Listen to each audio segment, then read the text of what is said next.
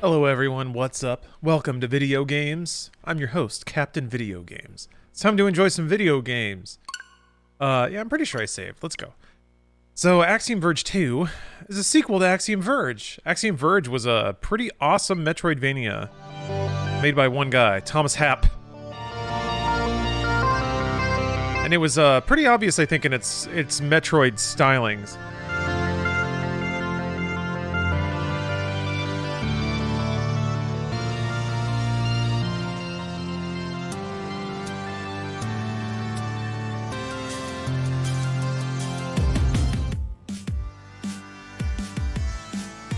I'm trying to balance the audio a little bit.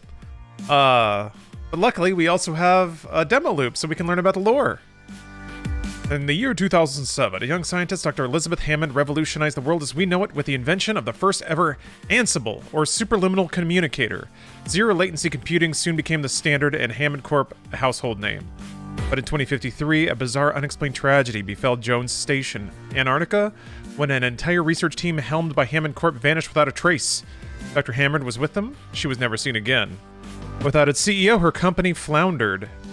Indra Chaudhary, founder and CEO of the Globe 3 conglomerate, seized the opportunity to purchase the majority of the Hammond Corp and its subsidiaries, thus eliminating her biggest competitor.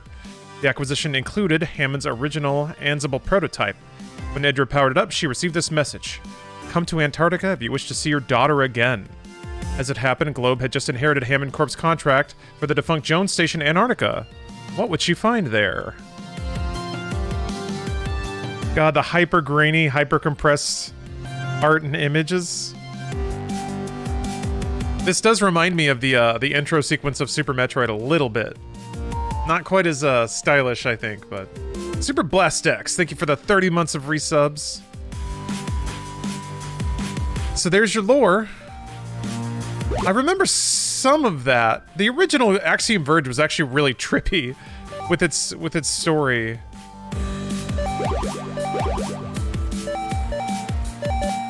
This title track is going though, man. Oh, it's a prequel. Ah.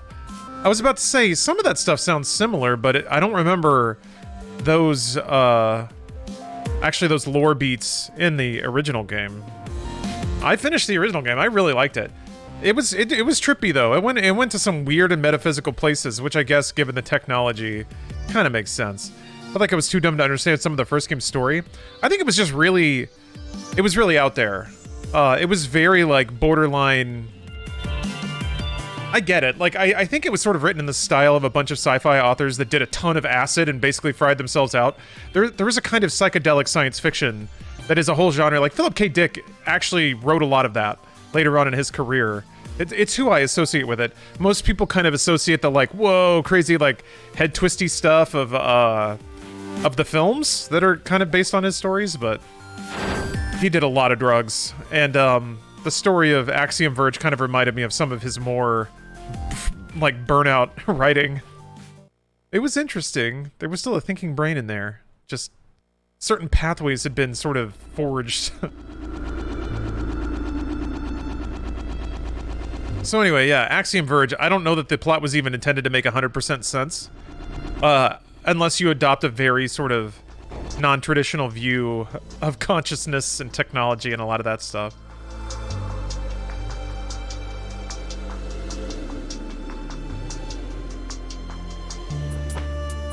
Okay. So I'm a real person in a real space, huh? I'm not in Cyberland.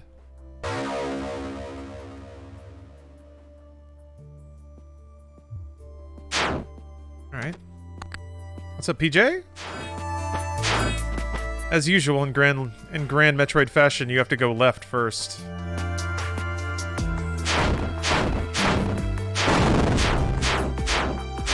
That audio mix is a little harsh. Oh, the synth hit? Yeah, so yeah, let's take a few notches off that.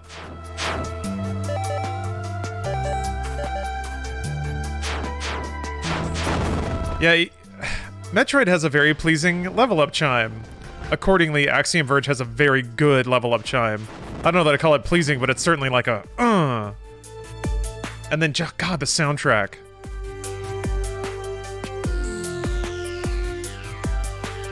Question: do you think or even reckon that today's TVs help make the graphics on an old console like N64, for an example? Make the graphics on an old console. I think you missed a very important word. What do modern TVs do to graphics? Improve, maybe? Oh yeah, also there's a bomb tell here, something that some way for me to get down. Oh, better. Do modern TVs make older graphics better? Modern TVs, well, most of the time you're going to need an adapter. You're going to need something to turn an analog signal into like S20p digital, which you can get. But that actually hits on a weird and pretty deep philosophical discussion about the way games were intended to be seen and the hardware they are designed to be played on versus the technology we have now and how that makes it look. I know some people get a little, some people have firm beliefs about the way it ought to be done. CRT television display images differently than modern TVs. Absolutely. CRTs are analog, and they're interlaced. So, a lot of the times in older games, graphics were designed with that analog fuzz and that automatic interpolation that happens through CRT in mind. There's an automatic blending that happens in a CRT monitor because it's not individual. It is individual points of light, but that light glows and bleeds over in a way that doesn't happen on modern displays. Modern displays are more pixel perfect. Back in the day, it was God, I can't remember the name, but the photovoltaic cell. There we go. It was like a barn door of colors with an electron beam shot at it, and where the beam hit, it would glow that color. So it wasn't precise, it wasn't exact, and it wasn't mathematical. It softens hard edges. Very well said, Eevee Grip. It softens hard edges, but also the scan lines make everything darker. Because, like, there's a line of black interpolated through the entire scene. So, I think old graphics were designed for that, and if you want to see a game in its original context, I think playing it on an analog TV is kind of necessary. But whatever. I don't think those changes constitute a dramatic shift in the way a game plays or the way that you interpret it. I think the most dramatic effect might be you have when there's an RPG and you spend 30 hours with a character, and the thing that puts ideas in your head about who that character is are what they say in their portrait art. That's when it might actually substantially change the meaning or the experience of playing a game. But apart from that, I don't know. The second you put an analog console through an HDMI box or whatever, you're already altering the image. Oh, we got lore? Dang it, that's a sound effect. Crap, that doesn't hit nearly as hard when the sound... Okay, I have to turn it up. Oh, phosphorescent, not photovoltaic. I think you're right. Photovoltaic... Oh, wait, yeah. Photovoltaic cells are like, that's like solar cells. That's turning sunlight into electricity. I played Donkey Kong Country on the SNES on a 60-inch LCD monitor, and boy, did that look weird. Yeah, yes. The Donkey Kong Country is a game that very definitely relies on the natural color blending and shading of a CRT. Because, yeah, it's just hyper-compressed, shitty little GIFs dancing all around the TV otherwise. For sure. Yeah, its inclusion... I guess the SNES Mini had Donkey Kong Country, right? I mean, even the Switch does. Yeah, it's... Donkey Kong Country, I think, is a good example of a game specifically that doesn't look very good. When it's all clean and digital. I mean, I think a lot of N64 and PlayStation 1 era games benefit a lot from CRT fuzz, too. Because textures were very, very low res. And 3D spaces looked a little more natural when they were a little darker and a little fuzzier on a TV. That's also, part of it is also being across the room, and the TV's a lot smaller. So, just the display fundamentally being bigger and sitting closer to it can have effects as well. I finished Super Metroid on SNES with a component cable on flat tube. Yes, it was good and comfy. Yeah, there's a whole subculture about trying to find the most accurate, spiritually pure way to play retro games. It's interesting. To me, it's the equivalent of being particular about how you watch your movies, you know? Making sure that your TV is color graded appropriately, the lighting in your room is right. I think it's the same as being a cinephile, you know? How was Grime? I saw you played it. I liked it. I liked it a lot. It, to me, the setting is really important because I'm super into what that game might be about. If it ever isn't even about anything, it might not be. But one of the things that I really like about Metroidvanias and Souls games are the nature of like moving through different biomes or environments or worlds or whatever. And Grime, I feel like, has so much potential in that regard to learn more about that world and what's going on in it and who you are, and even if it is purely just a series of like trippy, like to me, vaguely religious landscapes. I'm into that. I'm into weird games, man. I'm into creativity. TV color graded. It needs to be but calibrated is important. All right. Jeez. Excuse me.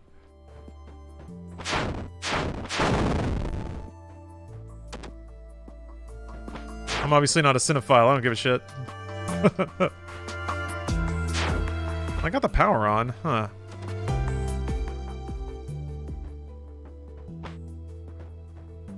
I will frequently opt to watch, like, a random video on YouTube instead of a movie, so... Okay, alright. PC's on. Computer. Find me, super porn.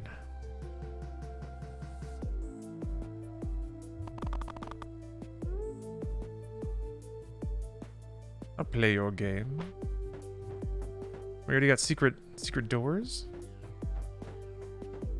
Ah. I love Hollow Knight for the different environments. So playing the game, I was thinking about how they managed to make different versions of creepy into environments. Yeah. Working with bugs is a good start, but you're right. Hollow Knight was fantastic. For exploring new environments. It was scary too, because you would go so far without like a save point or something, and then if you hit a new biome, you're like, crap. Okay. Usually in those transition points, there's like a save point around somewhere, but that was super porn different. It's different when the computer merges with your brain to show you the ultimate.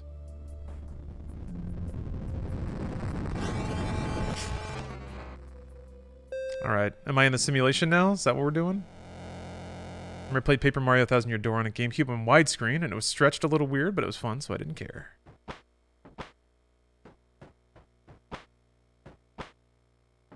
Yeah, aspect ratio stuff can be a headache.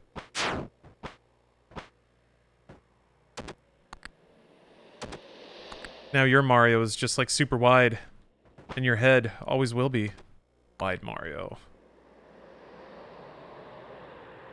Also, yes, Hollow Knight is amazing. I mean, there have been a number of excellent Metroidvanias in the last couple years. I keep shouting out Bloodstained. I feel like Bloodstained's one of the best. Well, I guess people just sort of expected it to be because it's kind of the heir apparent to Symphony of the Night, but that's a new...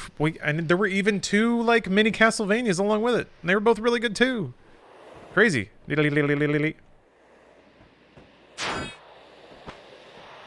What's up, Yondo?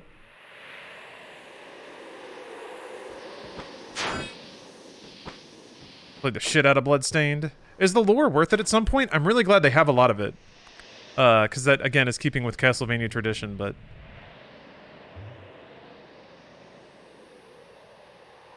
I don't know how the game ties into the 2D games. Like 2 retro games. It seemed like it, Ribby. It seemed like it had some quality lore. Ah, you really liked it? Okay, good.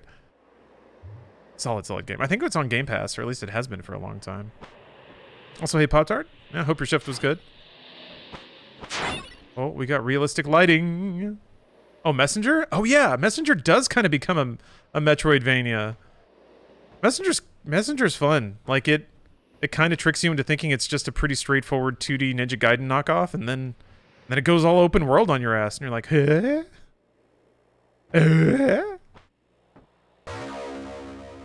Oh, right. Dang it. I thought I was going to juice the audio for that.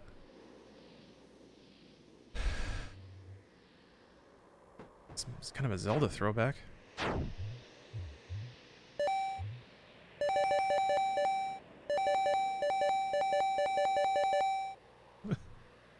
So many sounds. lit up on one side. Oh yeah, okay, look at that. Sure is. I think you either like the bloodstained art style or you do not. Of like the big boy AAA game.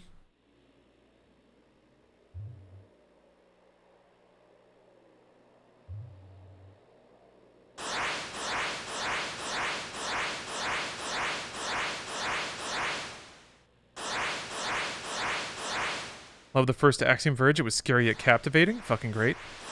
I agree. I think it was an amazing spiritual follow-up to Metroid, basically, and I think that was very much represented in its creepiness. Metroid is a creepy game, but Metroid kind of relies more on like weird alien bio terror, whereas Axiom Verge was kind of more about technological bioterror. It's kind of a different shade of the same thing, though. Variations on a theme. Uh-oh. We got a scripted diff. Everyone hold your breath. What's up, Jonald?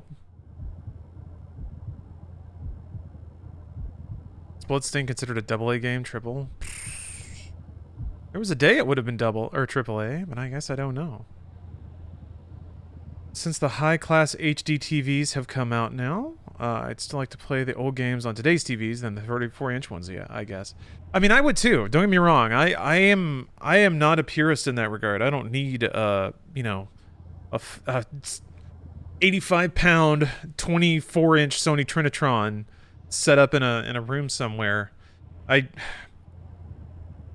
God bless the. I mean, I'm a gamophile in my own way, but I don't know about that. I don't tie myself so strictly to like any specific time. I feel like, but then again, that's kind of the only time, unless you're like going all the way back. But yeah, I feel like most of the classics are still readily playable, and the manner in which they're playable is not so different than their original that the spirit is lost. That's kind of how I feel. But that's just me. Different people value different things. Hey, what's up, Death Moon? Playing OG Xbox games on the Xbox One, their aspect ratios are all over the place. Mercenaries and KOTOR are 4:3. Black, original Battlefront 2, and Republic Commando are 16:9. Some, such as KOTOR, even run at 60. Yeah, and a lot of them run at higher resolution, which is really weird. And I think, even then, like even cranking like a game like Black up to 720 or even 1080p. Even then, you start to see some of the cracks showing. Like, even PS2 games, I think even the texture work in a lot of the environments, and the way that they did, like, the way that they would obscure draw distance and stuff, a lot of that stuff was still designed for fuzzy CRT televisions. Bigger and clearer than they used to be, but still. Yeah, and when you blow them up and make them, like, Hyper HD,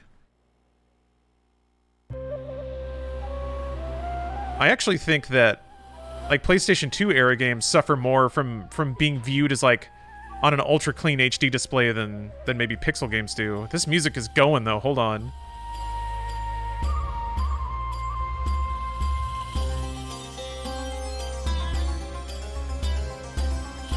Oh dear.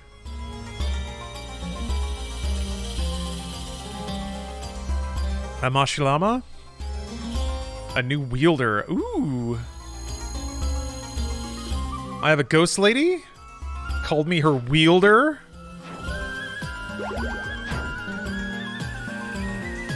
Oh, here comes a beat. Here it comes. You can hear it.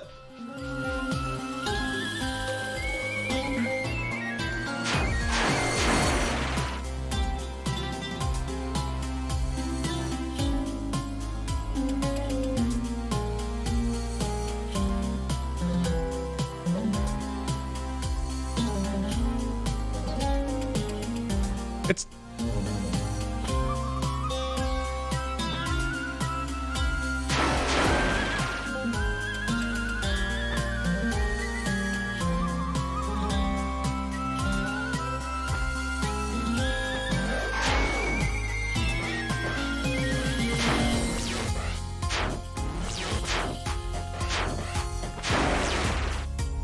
Damn, I'm in love with this soundtrack.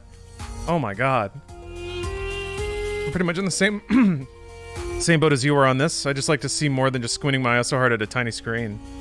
Is that where you used to be, Sweet Pants?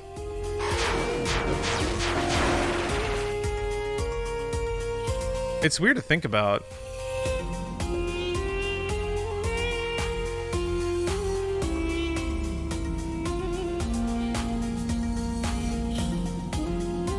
Yeah, okay. So that does remind me of some of the themes in Axiom Verge, which was that in a digital realm, somehow this connected through to another realm of existence that already had stuff in it. I think was the idea that like exploring virtual reality and stuff and like merging technology with the human mind, it actually opened the path to other realms where things already were. Like it wasn't just like digital horrors. It was almost, it kind of almost had like an Eldritch Terror sort of feeling to it.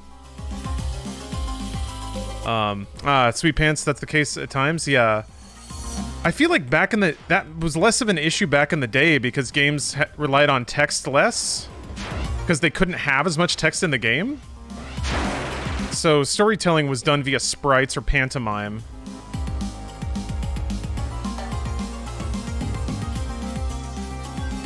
Or by big expressive characters, you know. And text had to be bigger because it was on smaller TVs. Games that design for 4K displays now are starting to get pretty intense with the tininess of the text.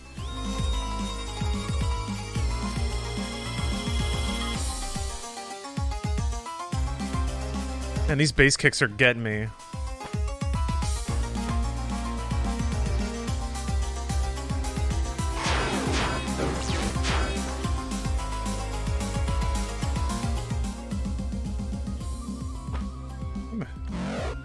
It's an interesting... They did that before when I was in an interior, but I guess I just transitioned zones. Maybe that's a way to sort of signal to the player that, like, yeah, you're doing the right thing. Don't worry. Like, things are changing. It's okay. Ow. Blech! Oh, you can... Fuck. Damn.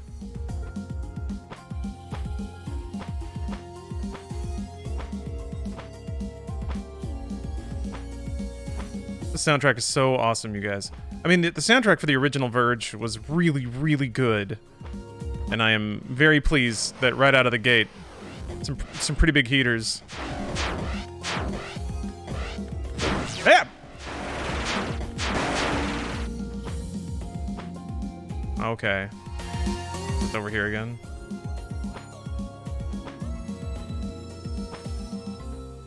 Games in Switch and handheld mode are hard to read. Yeah, they are. I remember trying to play Wasteland 3 on the Switch, and I remember thinking, holy hell, there's no way this is gonna work. And then it kind of did. It kind of does. But man, there's a lot of text. I mean, it's a CRPG on a handheld, so I can't like expect too much, I feel like, but oh, hold on. Gotta do this right.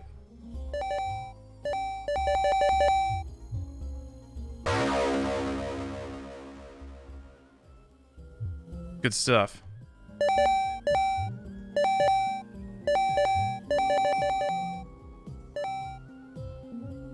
Little pixel minimap is surprisingly detailed. Yeah, it is.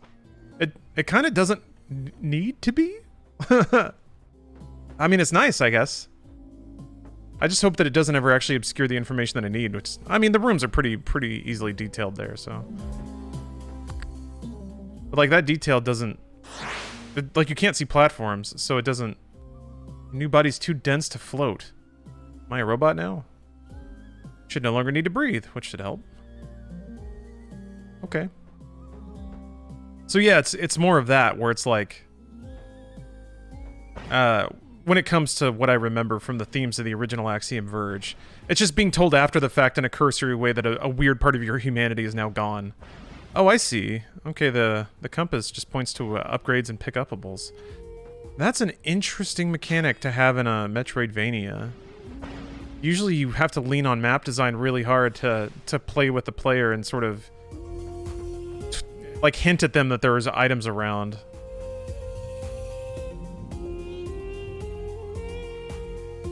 Compass is a way to, I guess... That's a good way to help players who want 100% stuff, I guess. Oh, you can set a reminder too. All right, all right. Kind of I guess those are like radial meters in the bottom left to tell me if I have all the items or have uncovered all the map yet. Wish I could stay and watch stream, but I don't want to get spoiled. Catch you next stream. All right, see you, Super Blast X. Just FYI, I will be changing to a new game in about 2 hours. Playing Pico Park with Omar and Bruce. Pico Park is a co-op puzzle solving game, so I'm excited for that. Well, I guess I got nothing to do in here. What the?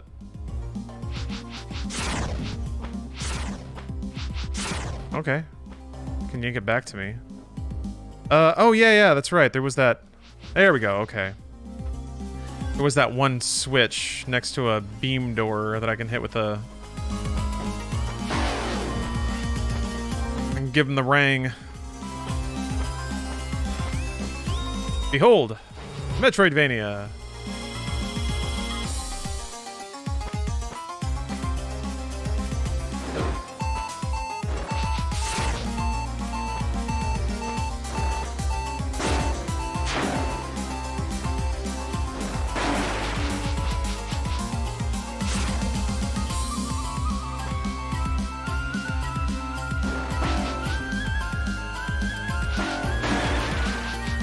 God, give me health. Burp! No! Okay. Hold on. Oh, here's a good idea. I'm gonna juice it a little bit for this. Wait, what? Oh, I thought it was gonna play the sound. Never mind. It was back there. It's not Shalashashka. Sheshkala. Grants improved climbing ability. Grasp ledges and pull yourself up. Great. I am the Sheshkala. Thank you for freeing me from my slumber. Even this sprite. The sprite floating there is a very, like... almost looks like a Zelda 2 character.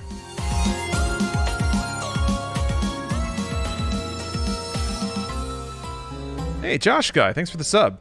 Gamer time. Oh, doing the heist all on my own? Oh no, I'm behind on my heists. Those missions are so fun though.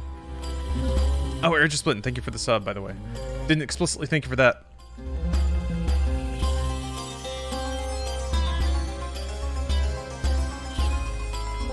The arms are many.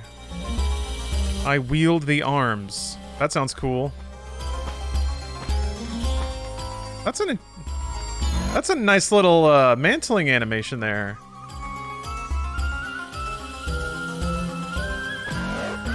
It's like it's like borderline rotoscope.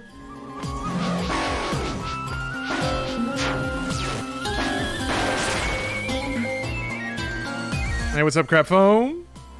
There are 2 arms now. Hup. Yeah, Axiom Verge 2 is out. It came out today.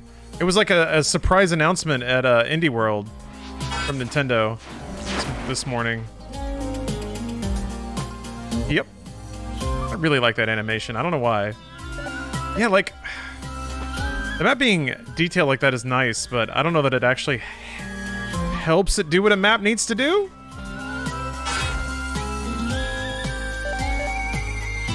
Wait, does it though? It kind of does. Never mind. I take it back.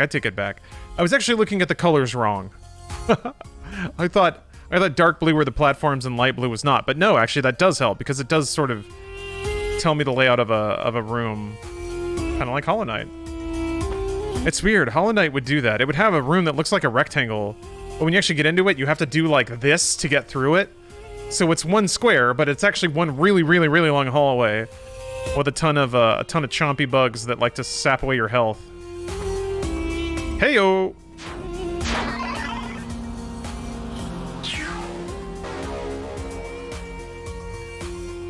Apocalypse Flask.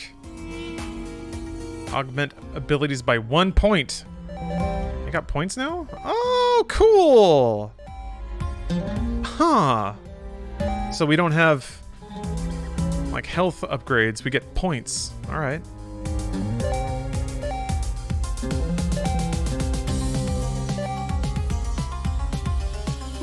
feel like if my boomerang does more damage, it's gonna protect me from a lot of... I'm already pretty low on health, so... level up my keep away weapons first. Random question, you're planning a board game night? What do you choose or prefer, cerebral strategy games or funny whimsical games? Cop out answer, but it depends who's invited and what kind of games they like. If it's a crowd I don't know, I'd probably go for the fun and whimsical. And then maybe read the room.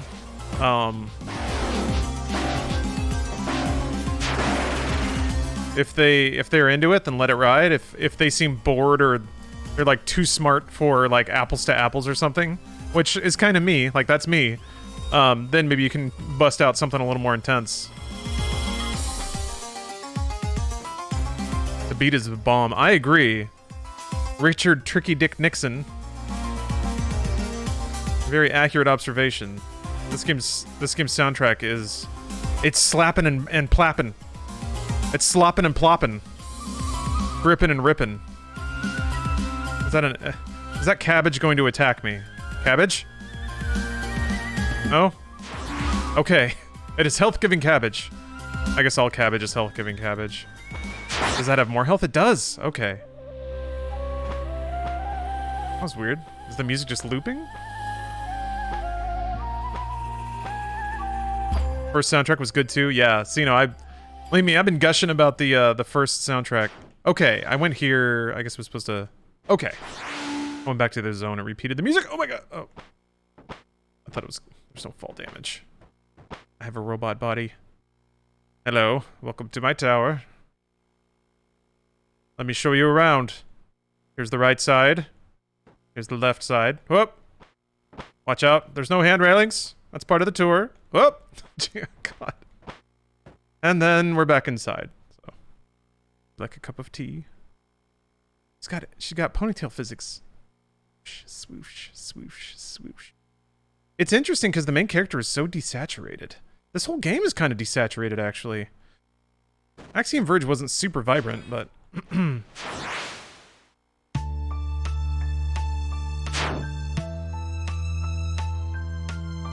It feels Middle Eastern to me. It's absolutely Indian. Yeah. At least that last track was. This one, not so much. This seems a little more straightforward, like dude just in a groove on a Casio 800. feeling the vapors.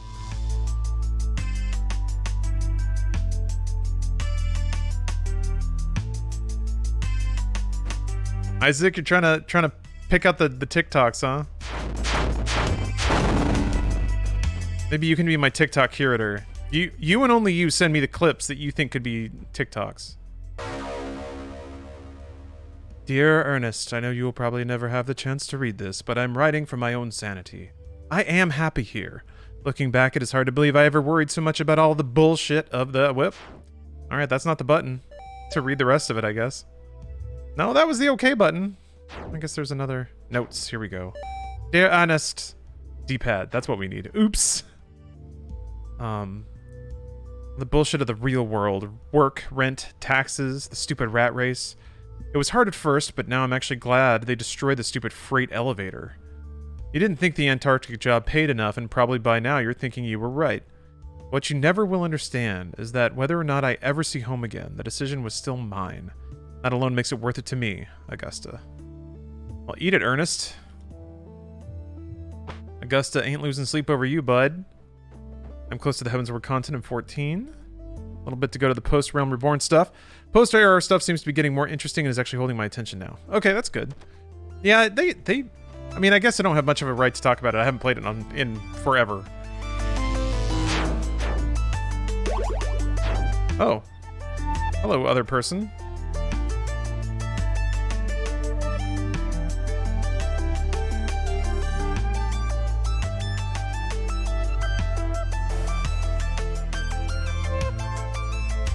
Here, let me do y'all a favor. Get out of the way for a second.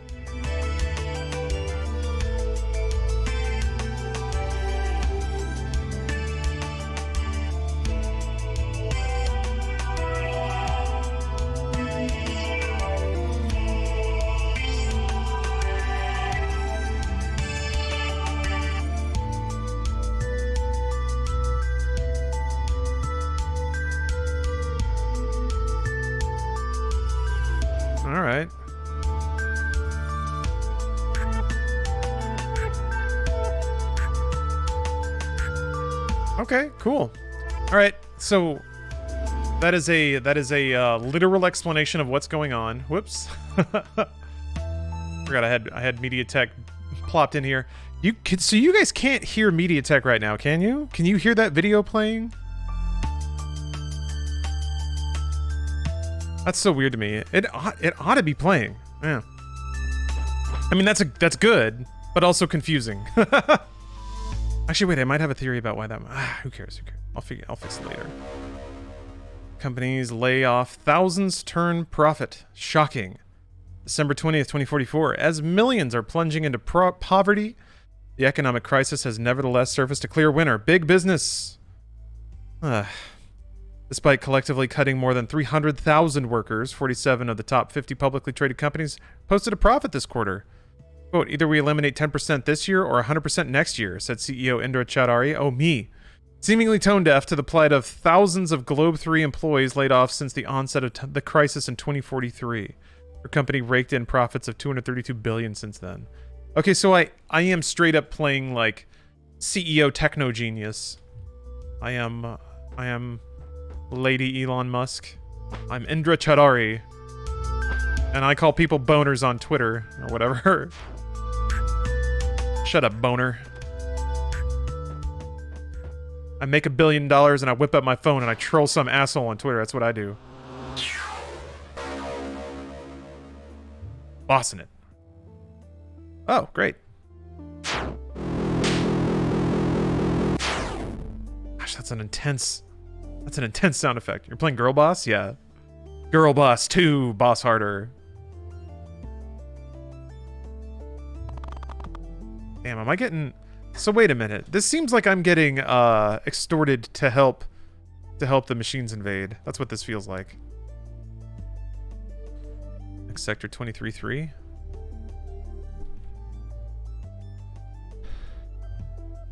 I don't know what next sector means though. Unless... Okay. Oh. I guess that's what that means. All right. I'll do what the robot says. Oh, Def Moon, thanks for gifting a sub. Did Elon call somebody a boner? No, I made that up. But it sounds like something you might do, right? All right. Oops. That's what I would do if I were Elon Musk. I would for sure call someone a boner.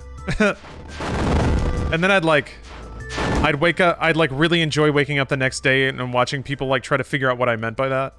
I'd be like, what do you... It's calling somebody a boner.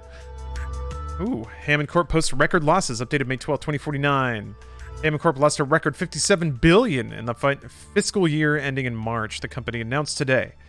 It was the 5th straight year the company finished with a loss. A restructuring plan was announced, with CEO Elizabeth Hammond promising to cut the volume of Ansibles produced. The beleaguered executive has been criticized in recent years for being out of touch when discussing her future vision of the technology, often focusing on unrelated projects such as the $5 billion government contract to support research at Jones Station, Antarctica. It almost, like, it kind of feels...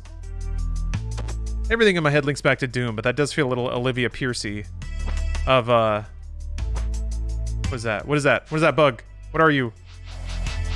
Oh, there are multiple bugs. Of, like, you got, sounds like somebody got brainwashed. Brainwashed. I'm gonna guess, Dr. Hammond. Oh, I probably have to be small to get in there. Have to have Morph Ball. Although, the original didn't have Morph Ball, it had like a drone. So, I think I saw that in the trailer for this one too. Doom stole your soul? Yup. You call someone a boner and the next day boner coin is created, moons and crashes. Yeah. Some dickwad makes another $2 million bucks. Somebody else can't make their rent that month. There's an interesting injection of like acoustic guitar, like near flamenco acoustic guitar in some of these tracks. In the first track, there was like, it was wild because the beat was like broken, and then there was also like a lazy flamenco guitar in the background that was, I say lazy in terms to the beat, was like being a little slow and like rolling. It was rhythmically crazy interesting. Just hybridizing all kinds of ways to muck around with rhythm.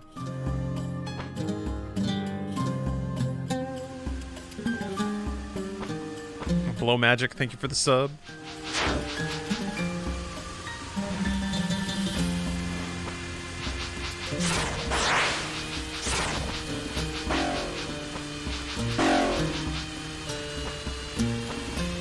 Hey, oh, whoa, whoa, whoa. I thought he wasn't going to attack me for a second.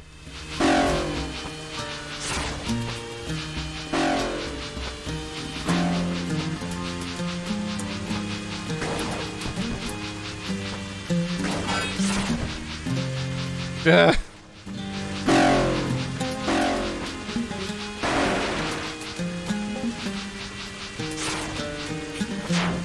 What is this? What are you going to do? Why are you here?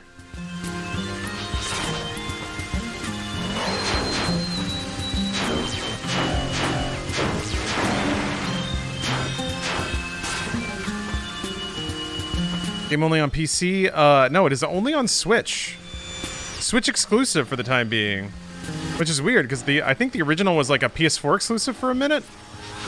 But then it came out on everything else, so... I got...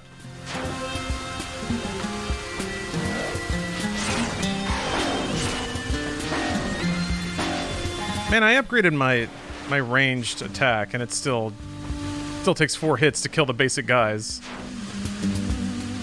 Not much of an upgrade. It's on PlayStation and PC? Wait, Axiom Verge 2? I thought it was only on Switch, dang it. Well, I'm wrong. Blech. Well, shoot. I wouldn't have bought it on Switch if I knew that. Well, whatever. I did. Oh, it is on PS4 and PC. Was delayed by a few hours. Now that's... Exclusivity is down to the hour now. Rad. That's probably more like just when it launched.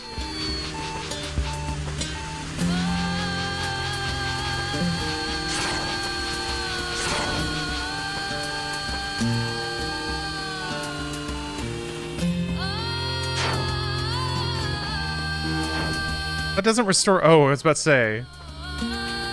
Ah! Little Death Star blimps? They got little cans too, but these are blue. Hey! Yo! Damn. I'm an early adopter. Damn straight. Even though I played it late. Because I was working. Oh, they were adding ray tracing. That makes sense. Jesus!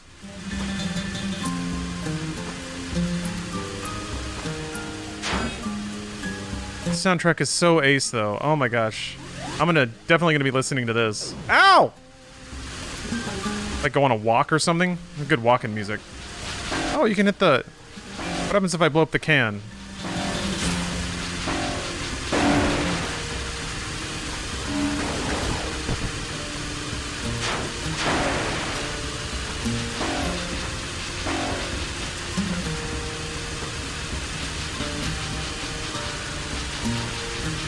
Do you browse 4chan at all? Yeah, I do. It's,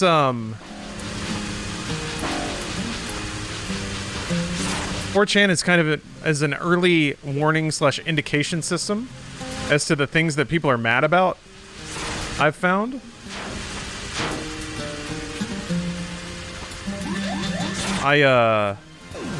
What's crazy too is like, it's actually pretty good for, clickbait. Because they clickbait each other all the time. It's like an internal competition to bait people into clicking on your dumb thread on 4chan. So it is pretty good to get like ideas about turns of phrase you can use for the titles of YouTube videos and things like that. So it has its utility.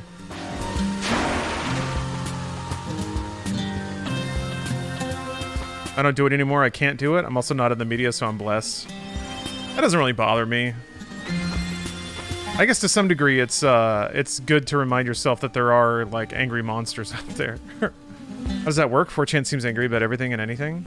There are angry people on it, but if you actually read threads, like, there's always going to be somebody saying the worst possible thing. Like, that's something that I think people either aren't used to or can't quite get over. Just tired old racist shit or I don't know, anti-Semitic shit. Yeah, of course. To some degree, it's hard to tell if even the people posting it even believe it anymore. Or if they just say it because they're not supposed to. They say it because they can. They say it because that's what you say on 4chan. Like, and such a... I think the issue is, like, for the people who browse that content, see it regularly, and then don't realize that it's being normalized to them. Anyway.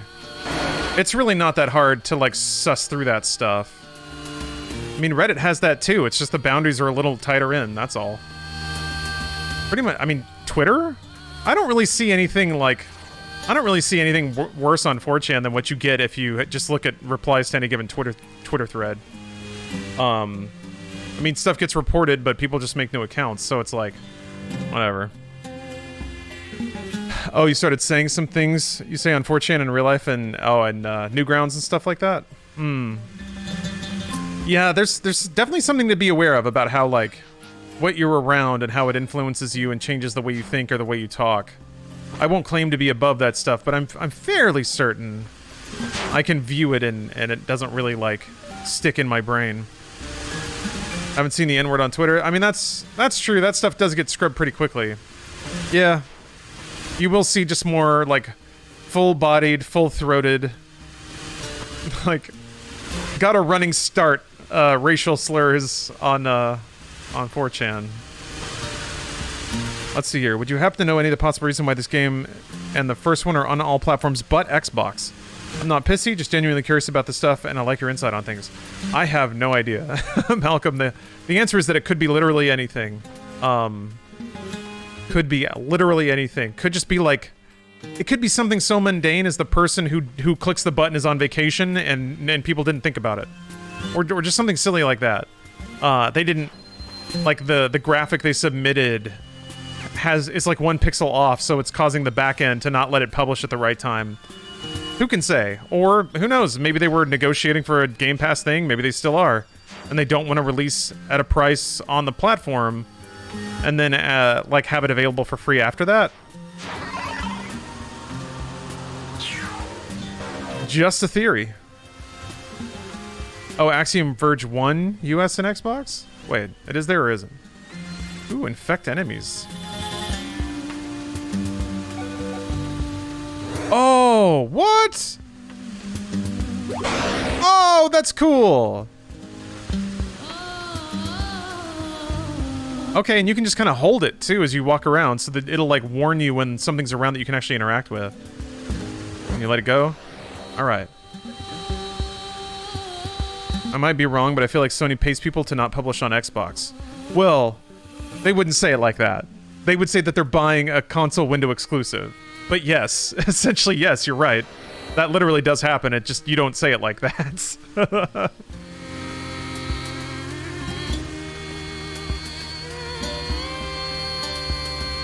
Yeah, okay, the original is on Xbox then. Alright.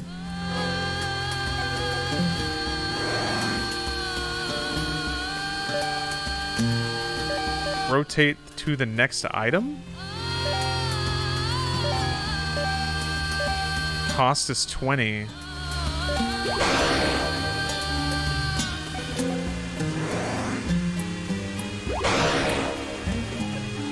Okay, I spent 20 blue.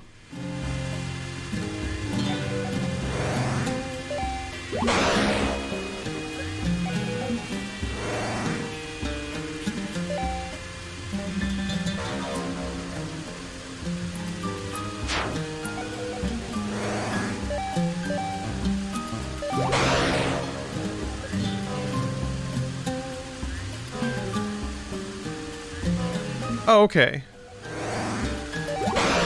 Okay, so it just spits out different items and you can kind of cue it to what you want. All right, I think that makes sense. You enjoy playing horror games? Yeah. Love horror games. Horror's fun because I think, like...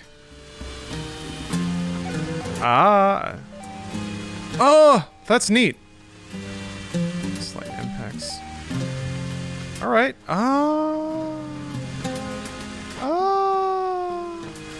This is cool. I think I like this. It's a really interesting system. Yeah, I played Carrion. I didn't finish it. One of those games I meant to go back and finish and just didn't. Basically, I was an impressionable youth going to 4chan making those jokes. I'm honestly not sure if I would have went down the far right rabbit hole, but I was once taking too much from them. Once I hurt somebody in my high school, I decided I needed to stop, never looked back. Yeah, I think that's, hopefully you're not beating yourself up too much for that experience. I think that happens to everyone to some degree. Part of being a teenager means you're attracted to what's like forbidden. You're embracing your free will in this world, and part of that is making some, unsavory decisions and experimenting. And everyone, when they're a teen, makes a life decision that's unwise and hurts somebody in their orbit. It happens. But it sounds like you course-corrected just fine, so... I do not miss being a dumb, impulsive teen. Yeah, me neither. I didn't know it at the time, but I was really alone. Just like crazy alone. And I didn't really know that. I didn't know that, so I didn't know how to figure out how to reach out to people either. I had some good friends and probably a pretty good support system. I just didn't know how to use it and didn't even know that I needed it. I think in my earlier years, I got used to certain kinds of support not being available, so I grew to resent them. So, told myself didn't need them.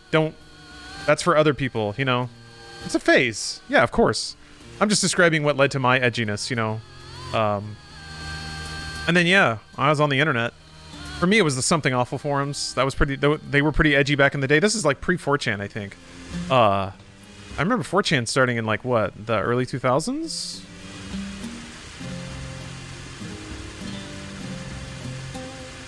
When did that start? Yeah, 2003. There was a dark corner. There were dark corners of the internet before 4chan, believe it or not. Though they just didn't stay that dark. Yeah, 2003. I remember that because I was into weeaboo shit then, and this was like the U.S. version of 2chan. It was our Japanese image board. Because it didn't have any reputation when it started. Yeah, 4chan came from 2chan. So when it launched, me and like all my weeb friends were like, "Yay! We have a place to go like post and look at a bunch of anime pictures on."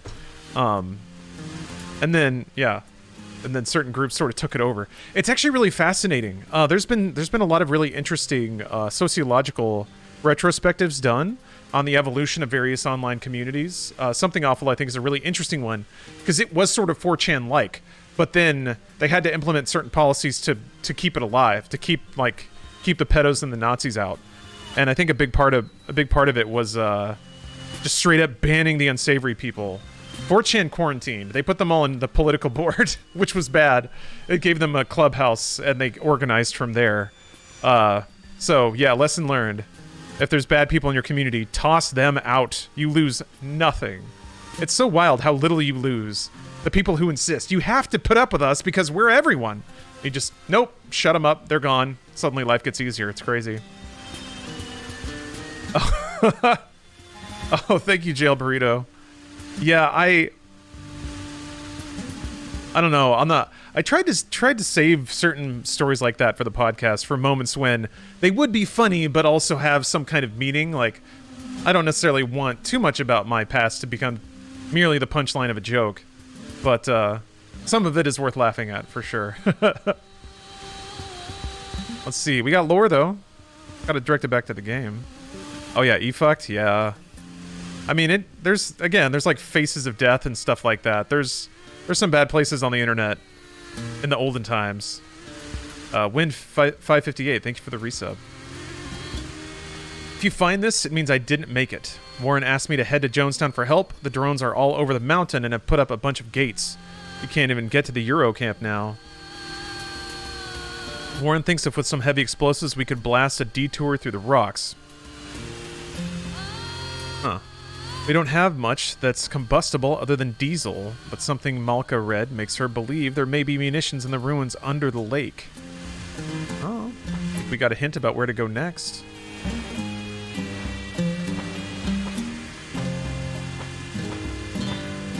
Never went to ultra shit on the internet. I had no reason for the utter dreg levels. Yeah, but like, I watched the Mimi Gross stuff just to prove to myself I could. You know, your Mr. Hands, your two girls as one cups. Actually, before Two Girls One Cup, it was swap.avi. That was the worst. The absolute worst internet thing. It was... God, I remember the story. So, there was some Brazilian porn company. It may not have actually been Brazilian, but it was some other extra-national porn company where you could send them money and they would film a scene for you. And this was like... This had to have been like 2001, 2002 or something like that. So... Something Awful members got together and they were like, because Something Awful kind of treated themselves as curators of the bad stuff on the internet. They did it on purpose. It was their mission. It was the culture. They reveled in it. So they got together and said, okay, to maintain, like, because we are who we are, we have to commission the worst possible porn clip because it's what we do to people. Like, we're going to make them watch this as punishment for being on the internet. And that turned into swap.avi. I wonder if there's a, is there like a wiki page about it or something? Yeah, it's an Urban Dictionary, okay. Yeah. Fucking Christ, the Urban Dictionary definition is so disgusting. Don't look it up. Or now you probably will have to, but... yeah, there it is. So yeah, before Two Girls One Cup, there was, it's interesting. I find internet history interesting because like nothing's new and Meat Spin, yeah, that's a classic. Meat Spin's pretty wholesome though. Like in Meat Spin, no one's getting hurt. Nothing really bad is happening. Well, maybe somebody's getting hurt, but it, you know, it's a good kind of hurt.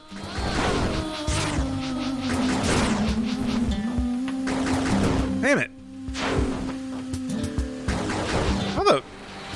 Some of these enemies are raunchy. Oh, I forgot I have hack ability. Oh, is this why they like fly away from you? I wonder if you can like hack the grenade on them and blow them up while they're just sitting there. Stupid jerks. Happy I never watched Two Girls One Cup. This is coming from a lady with poop in her tag. Yeah, it doesn't enrich your life in any way.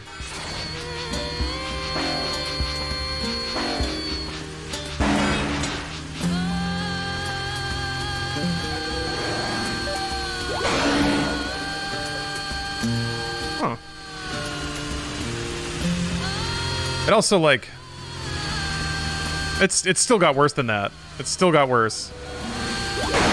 Woo! I remember, again, on the Something Awful forums, they had, like...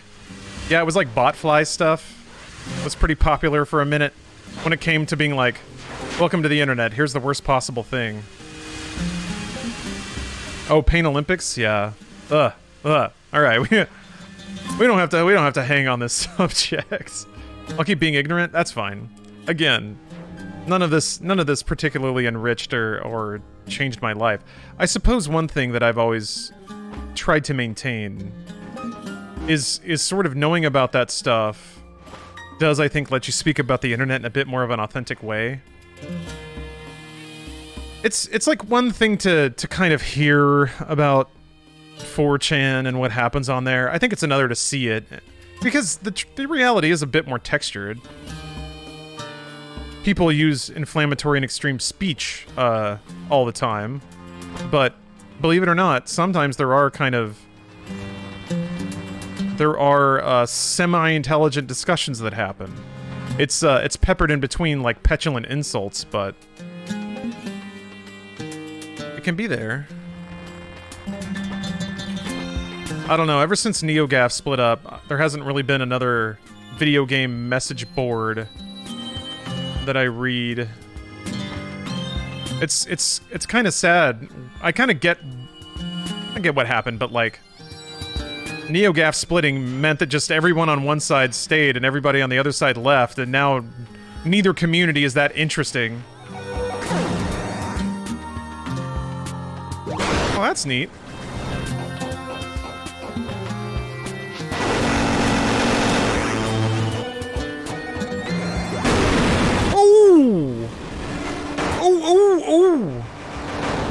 Oh my god! I'm like, it's like flesh is sticking out now. It's like a big manticore shrimp thing. Rawr! Disgusting. Man! Blah! blew up its damn head!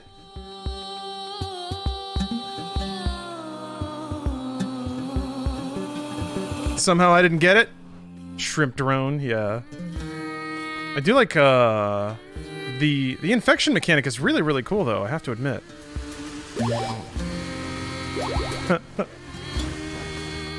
A panko-breaded manticore shrimp. There's places with cool and interesting conversations happening outside of the cesspools. I have interesting conversations, even debates, in places where I'm not going to be called a racial slur. Oh, yeah. No, not even a little bit suggesting that 4chan is a good place to go for rational and interesting video game discussion. I just, for myself, I'm not quite sure where that place is anymore. For me, I guess. I mean, for me, honestly, it's Twitch. It's just chatting with you guys.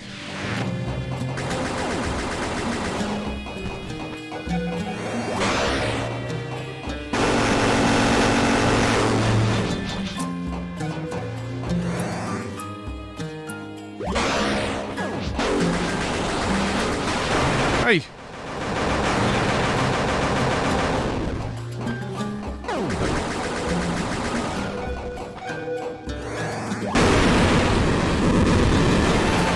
God, these missiles are...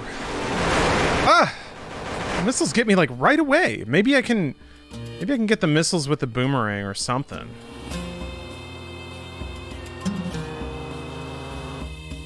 Wasn't NeoGAF versus 4chan a big thing back in the day? Yeah, they would fire volleys at each other, as I recall.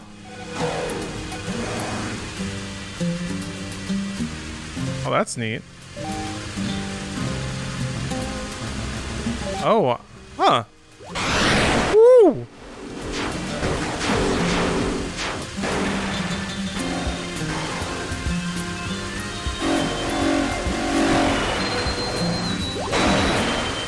I went down the wrong way again.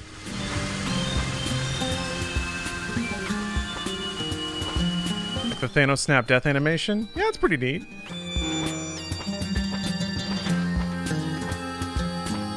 I'm into this so far. This music is so good. Flame wars still happen these days. Yeah. I mean, I've heard about it happening in like fashion and influencer culture. Users like followers of one rating the like feeds of another because they're all mad at them about something. I think that all that stuff is very much still happens. Gosh, it just sort of changed form. Dang it! Man. Okay, I gotta be way more careful. They just make TikToks about each other now and Insta stories? Yeah. There have been a couple of instances I've read about where, like, influencers basically call out another influencer and then their fans start warring on each other. Hey, what's up, Grace? Welcome. How long will it be until people no longer know what hang up the phone means? I think they already don't know. Like, hang up is just a button you hit to end the call. The verb doesn't make sense anymore, and I think it hasn't for like 20 years. I bet if you ask people what hang up the phone means, they just say, oh, you end the call. Hang up. Makes sense, right? But they don't know you're literally hanging something up on a wall. A handset, because that's old as shit. We're not old here, we're young. We're young and vibrant. We know what the kids like because we are kids. Oh yeah, save icon, the disc. Yeah, that's well gone out of vernacular. It doesn't. Okay, the turret can rotate under. God.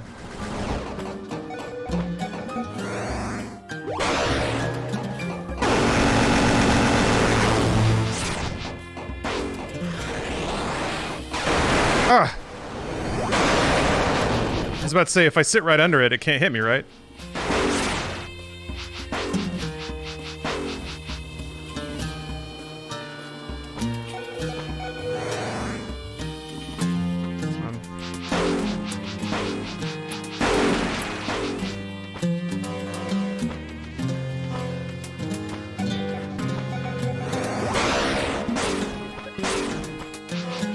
weird. Lost the fighting spirit there, pal? Giving up on me?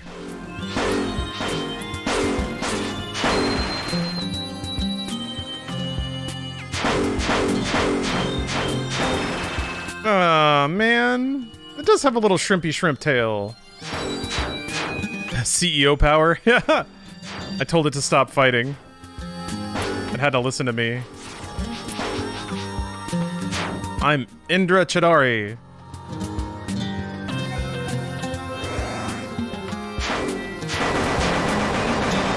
Oh, that's a little disappointing.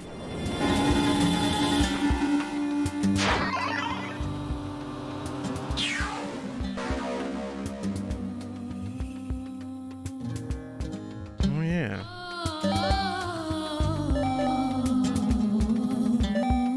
Ah, absolutely more infection. Yes, that's cool.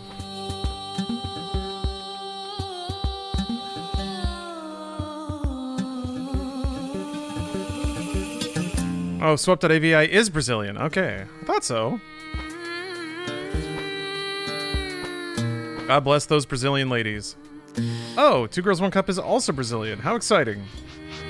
Late 2000s, early 2010s sucked ass for me because I had an internet set up from a dial-up. It was super slow. It took forever to download games. So I had to buy my games on discs. Yeah, and that was like when patches were starting to become more common too. Ugh, you had dial-up in the late 2000s? That sucks, bro. I'm sorry to hear that. Ow! That was well after I would tolerate anything but. As soon as I got dial-up, or as soon as I got broadband, there was just straight up no going back. I would move to an entirely new place if I needed to. Doesn't matter. I'll quit my job.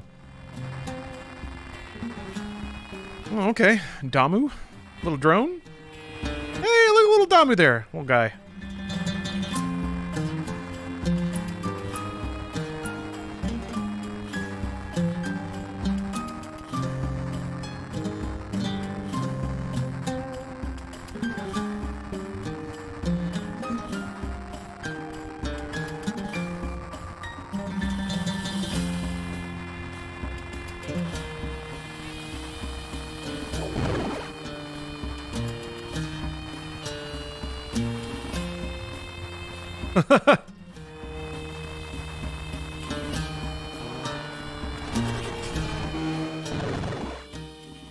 Oh! I am in an... Okay, so now I'm in Metroid. It seems.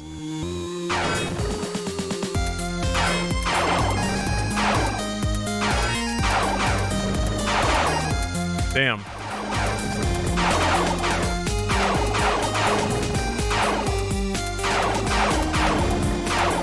I guess these just go forever, huh? Alright. Ow. Can't grab the little pot, so I guess we're going this way. Oh, man. Those chip tunes are chipping. Man, those look straight up like the blocks from Super Mario Land. Or rather, just Mario Land. Also, the sound is like crazy overblown here. Maybe it's supposed to be coming out of a shittier TV. That's the idea. Yeah, but he's tickling the chips. All those little microchips.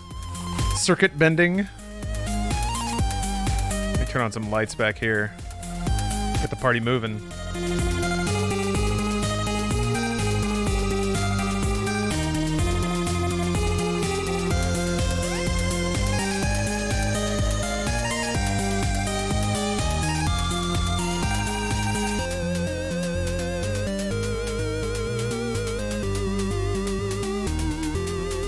Okay. Actually, I'm gonna step away for just a second. Oh, it's raining stuff? Thank you for the kind message.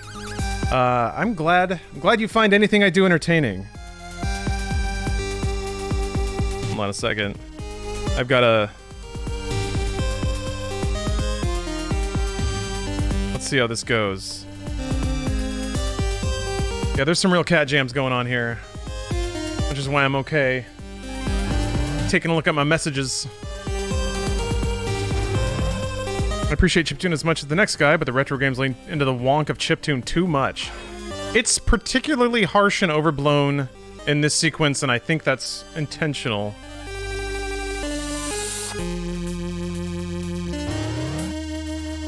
Axiom Verge always was pretty mean and like caustic with its music and sound effects.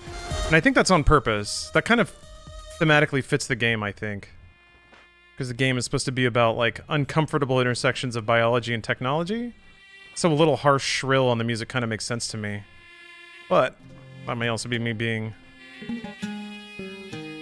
too apologetic. Happens on occasion. So I'm gonna guess what I gotta do. I can swap back. Oh right, it blows up. Dang it. Okay. So I guess I have to move the I gotta move the I don't know what I'm saying. I have to move the platform. Wait, I can't.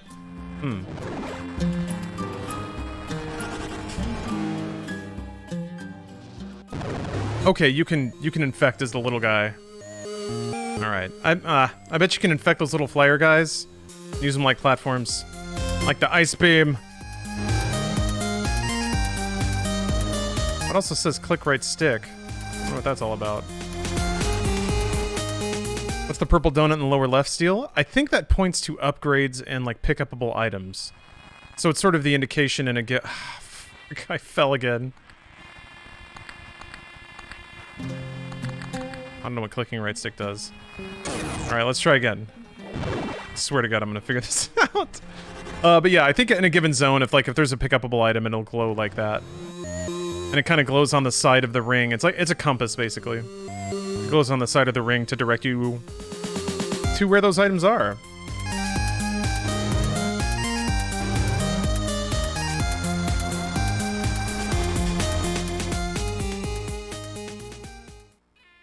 Okay, here we go. Here we go. Here we go. Bang! It's going down for some reason.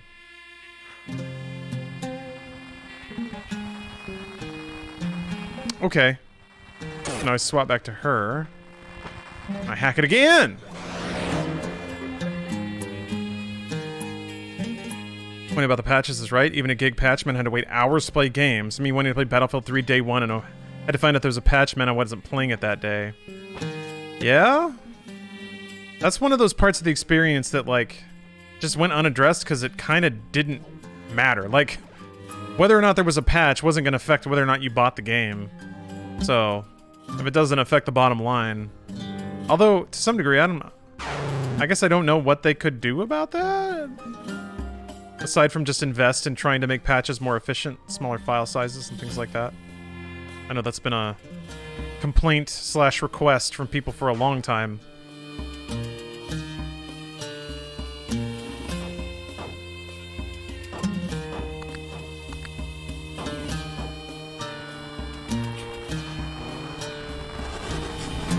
I also watch way too much Alpha Beta Gamer, where it's all PS1 and NES style games, so I'm hearing it a fair amount. Oh, okay. Yeah, and I won't lie, it's been a thematic thing. Everyone who grew up playing games in the 80s and 90s is now old enough to make games, so games are now experiencing the same sort of generational wraparound that a lot of other forms of media do. Remember how we had all those movies that were set in the 80s a couple years ago? Everybody just wants to be young again. Or they enjoy making things that appeal to them.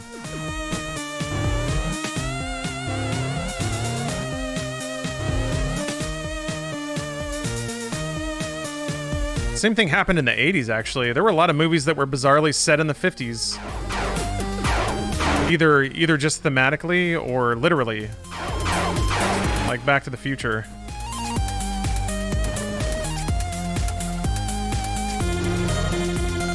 So I guess I can't tell if like every place on the map is one-to-one, or if there are areas that are only exist in like robot form.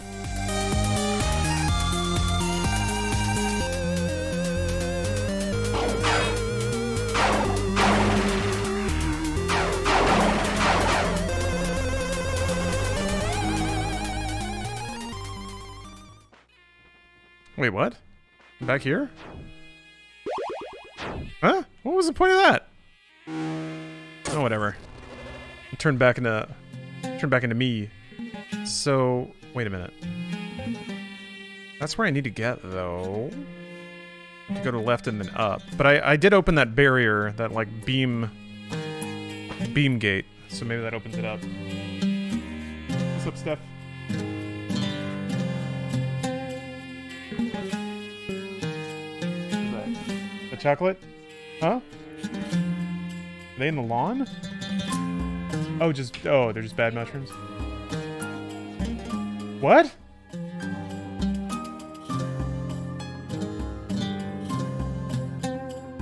You had mushrooms in your closet.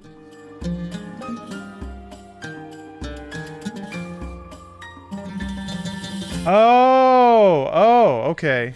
I thought I got them all. I'm sorry.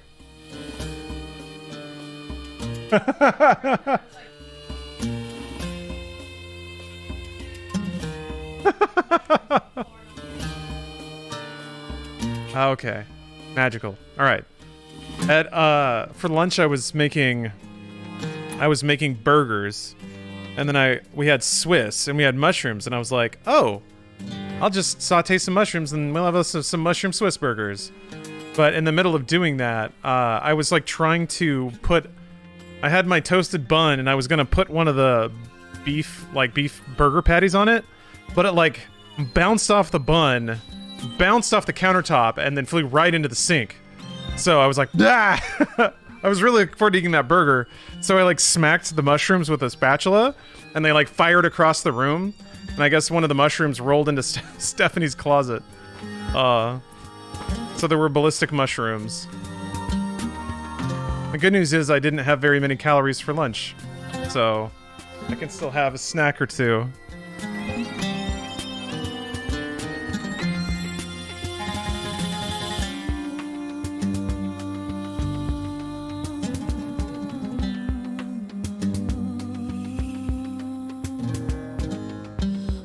Yeah, a fuck-up cascade. I'm really good at those.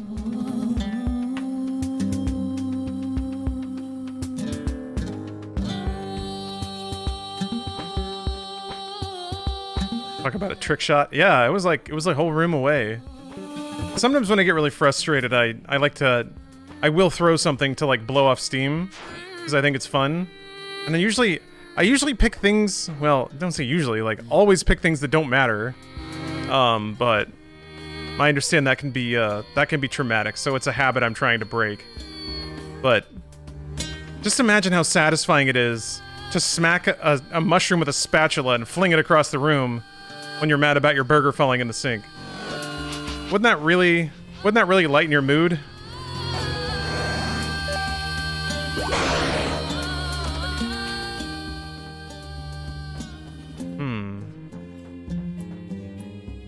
I don't know if I still have I don't know if that guy's still going to be on my side when I go back out there. Probably before you have kids. Yeah, you can't throw stuff when you have kids. I know that. It's every time I ever I don't throw controllers. No, I don't ever throw something that's like heavy or expensive. But yeah, you can't be popping a kid in the forehead with a mushroom or something like that. Also, it's just not good to demonstrate that kind of behavior. But for now, I get to be childish.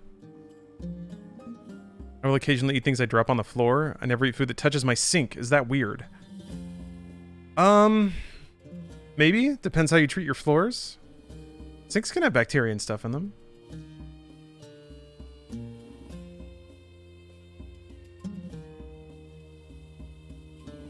No throwing kids unless you have a pool. I'll get an inflatable one. How about that? Let's see here. Kazakhan's demand for half a dozen submarines. The Kazakhan's demands for half a dozen submarines. We found a way to surmount the latest logistical hurdle, but you're not going to like it. Jansaya put me in contact with laid-off employees of a Russian military contract who claim they can disassemble the vessels, fit pieces into their freight elevator, and then reassemble them on the other side. Of course, we haven't revealed yet the real reasons we are doing this. We're going to have to eventually. The cost for all this plus their silence, roughly 220 million altogether, not including the cost of the subs themselves. If you're okay with this, let me know and I'll make it happen, Andre. So they're trying to get a submarine into this other cyber dimension. Oh yeah, I gotta get my new... Hey, there's a dude! Hey, dude!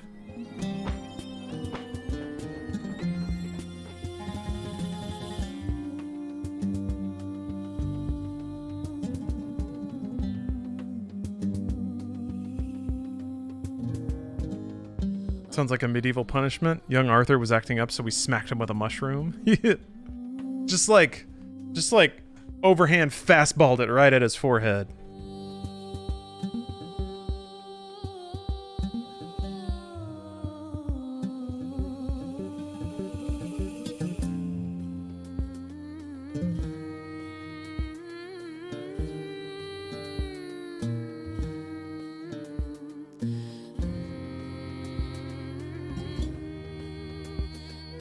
Went to a new dispensary and it's way better than the one I worked at, so that's cool. All right.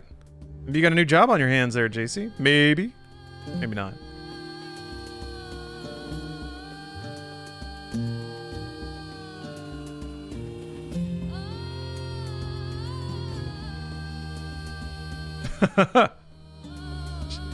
It's interesting because I feel like when it comes to dialogue, players often want NPCs to just get to the point. Like, tell me what I gotta go do. Tell me where to go. Tell me what to kill. I feel like that sensibility pairs pretty well with CEO. It's like, all right, hit me with the important details. I need to know your life story, kid. Like, don't tell me your name. I don't give a shit. I got your 5 power gems. Now turn this thing on. This song is beautiful. I agree.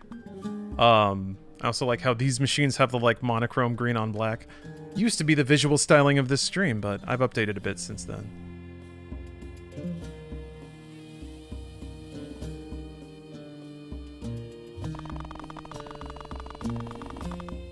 It's like the old typing sound effect, too.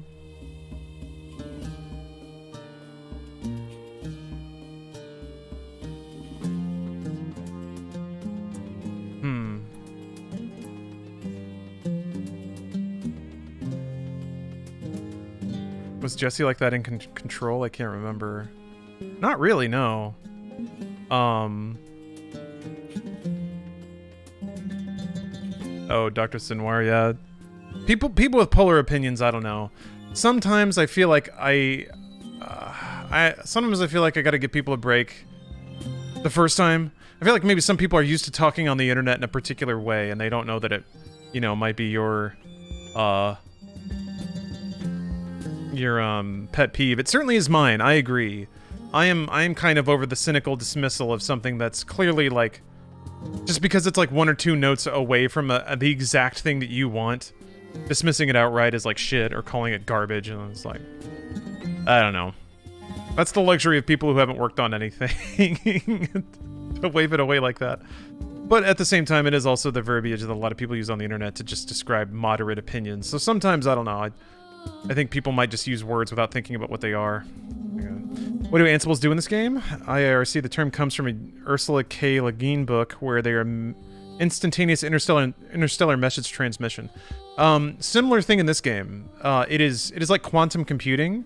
It's zero latency computing and communication. So an Ansible should be able to transmit data across infinite amounts of space instantaneously. I think that's the idea. But more than that, I don't know that it's really been nailed down. I could be wrong. Like I and some other people in chat have said, Axiom Verge's original story and lore and stuff was pretty out there. Kind of hard to wrap your head around completely, and I don't think it was really meant to be completely known and understood, if that makes any sense. That's a deep cut for terminology then. I have respect for that. This series is pretty tuned into some classic and pretty trippy sci-fi elements based on the first game. Can't really speak about the sequel yet. Oh, it's a lot of the internet, and people are just kind of using it without knowing, and I probably shouldn't be as prickly, but also watch your mouth. I agree. And I mean, throwing back to something we were talking about before, that's why I honestly like it so much here, is because people aren't really in the habit of doing that. I think I'd, you know, try to, that's interesting. Why did she direct me to a terminal that was all buffered up and overflowed?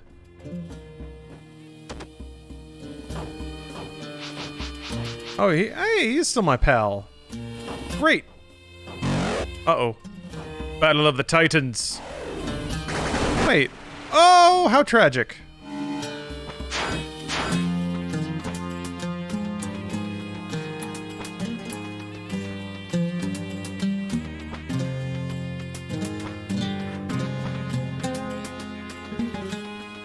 so... Where do you want me to go now? Down there, A.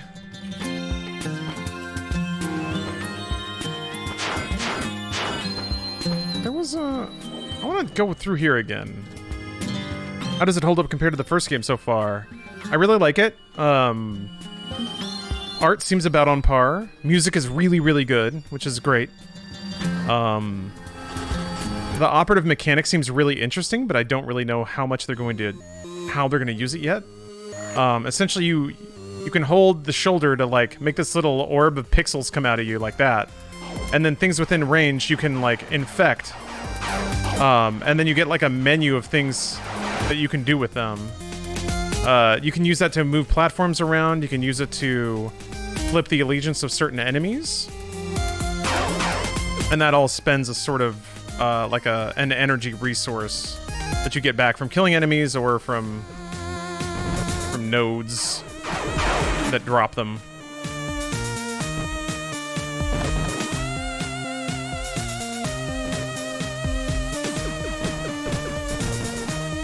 I haven't gone down. Maybe I gotta go down. But yeah, because it's just a portal. It's like a one-way portal up there, so I've already been up there. It's not infecting, it's hacking. This is straight up Mario 2. Alright. When there was like that thing on the ground, I was like... there was like a little bag in the other zone, and I'm like, oh, so it's like Subcon in Mario 2. And now I think the reference is getting a little more literal.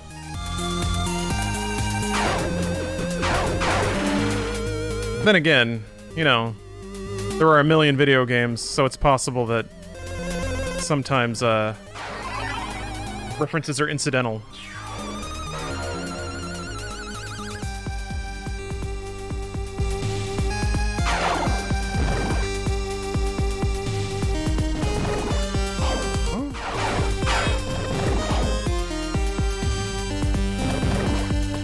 Maybe I have to come back here later when I have more abilities.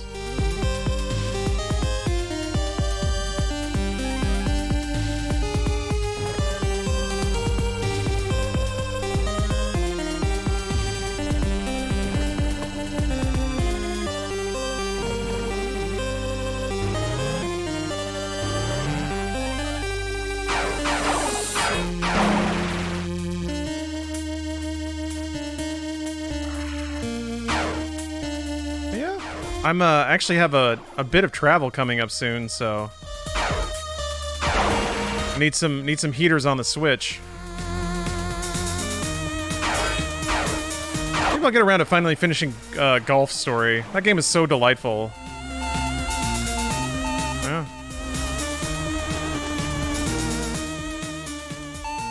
Where am I going? I am going to Seattle area for some work. Then first I'm going to Vegas, then I'm going to Seattle, then I'm coming back to LA for a bit, spending some time with my parents. They're coming out to LA to see me. Then, I'm gonna join Steph because she's going to Poland to do an extended work trip. I'm going to join her for the tail end of that. And then we're gonna do the tourist thing and some places around Europe. I'm gonna go finally see Warsaw, and then Steph always wanted to go to Italy, so we're gonna spend some time in Italy bouncing around. That is to say, you know, not to speak the words and then make them happen, but that is to say, if Delta variant obeys, I don't know how bad it's gonna get between now and then. But we've booked everything, so hopefully they don't start canceling flights and locking things down. You know, we've both been waiting for a long time. This is the meekest, most meager thing to like complain about. So, given everything that's happened and the hardships everyone has to endure, I don't mean to make this sound bigger than it is, but it's just the way that the timing sort of worked out is a little melancholy. So, I quit my job that was kind of absorbing a lot of my time and life energy.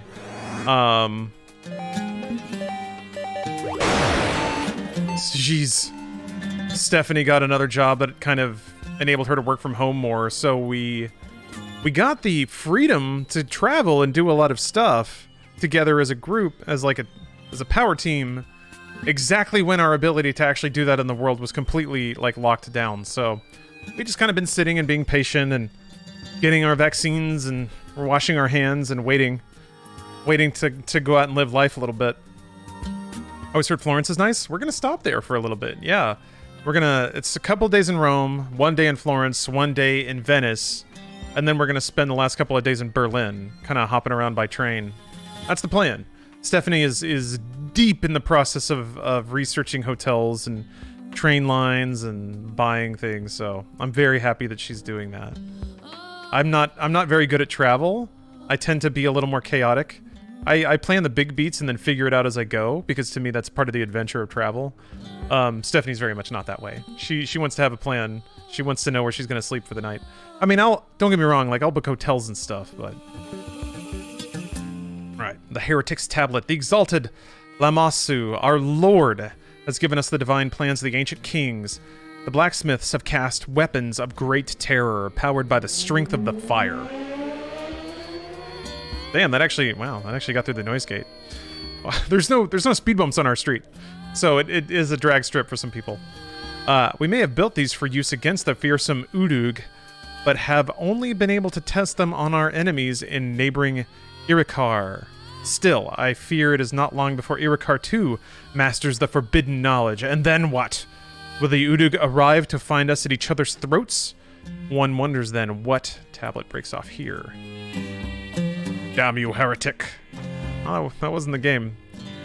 I live in South Bay in Los Angeles, and there's a lot of like automotive shops and stuff down here, custom importers and things like that. It seems to be where a lot of the like automotive industry in LA can be.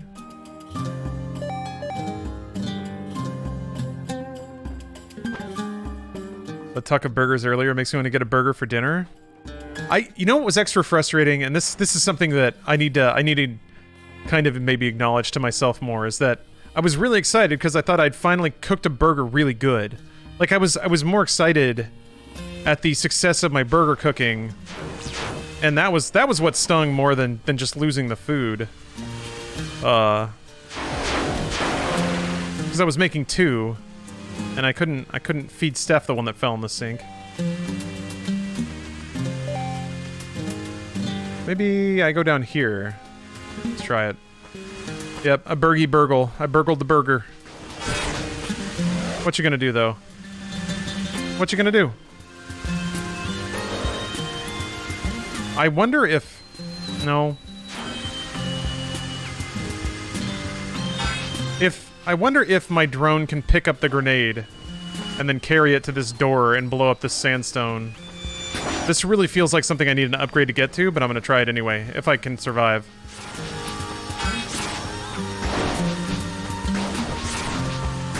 Holy crap. God. God damn it! Throwing straight up sucks. Okay. Can you grab it? Can you grab it?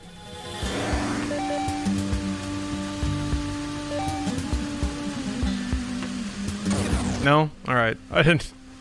Odds were low, but I thought I'd try.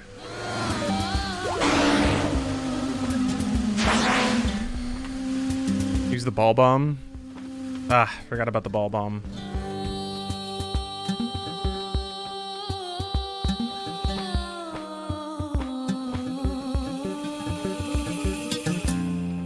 It's kind of weird to hear like a full vocal sample.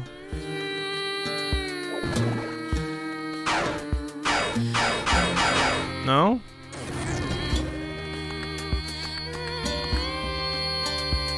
Oh, that wasn't the... Let's go back on another one. Did you overcook the burger, or did it just not taste the way you wanted it to? Neither! I didn't get to taste it. It fell in the sink. I was trying to put it on the bun, and it fell off.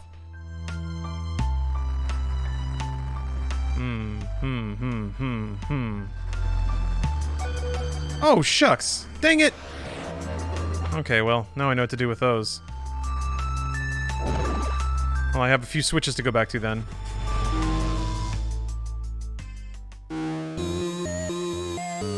Look at that pixelated parallax back there.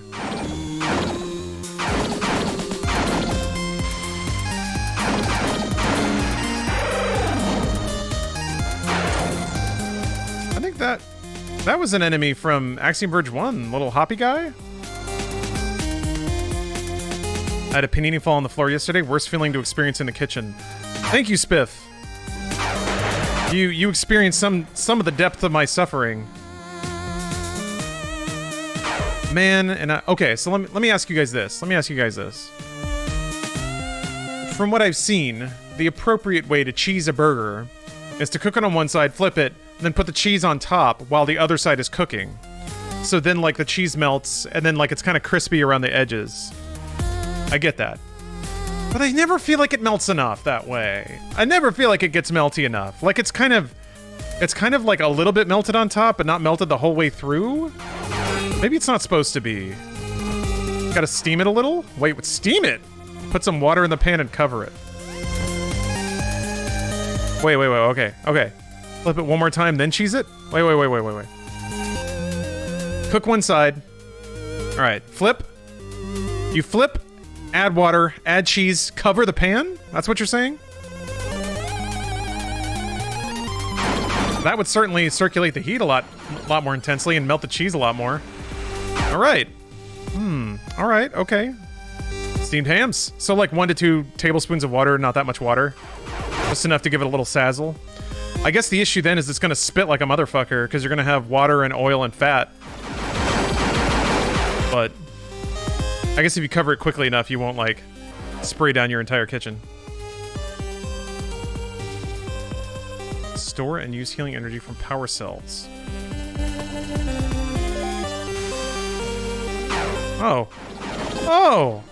Oh, there is kind of an energy tank then. Well, that's just neat. Don't need to use water. Covering the pan is usually enough. Yeah, when it comes to like, all I wanted was more cheese melt on top. And covering makes sense.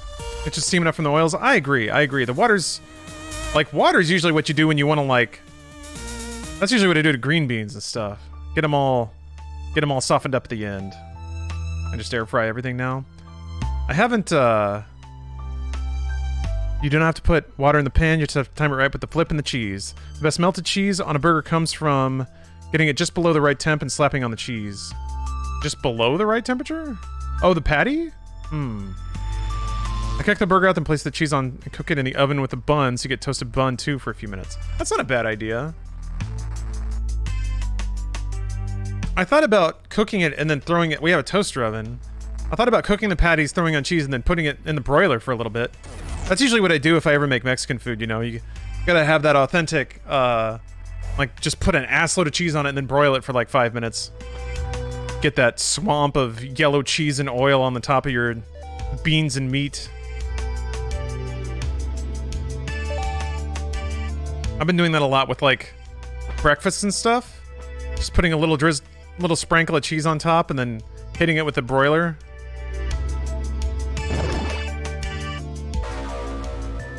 Also, we can take this, but we can't take the energy cans. I see how it is. Get an air fryer if you haven't already. You won't regret it. I swear it's black magic how well it cooks literally everything. So I have a toaster oven with a convection setting. Isn't that the same thing? Is that not the same thing? Maybe it's not the same thing.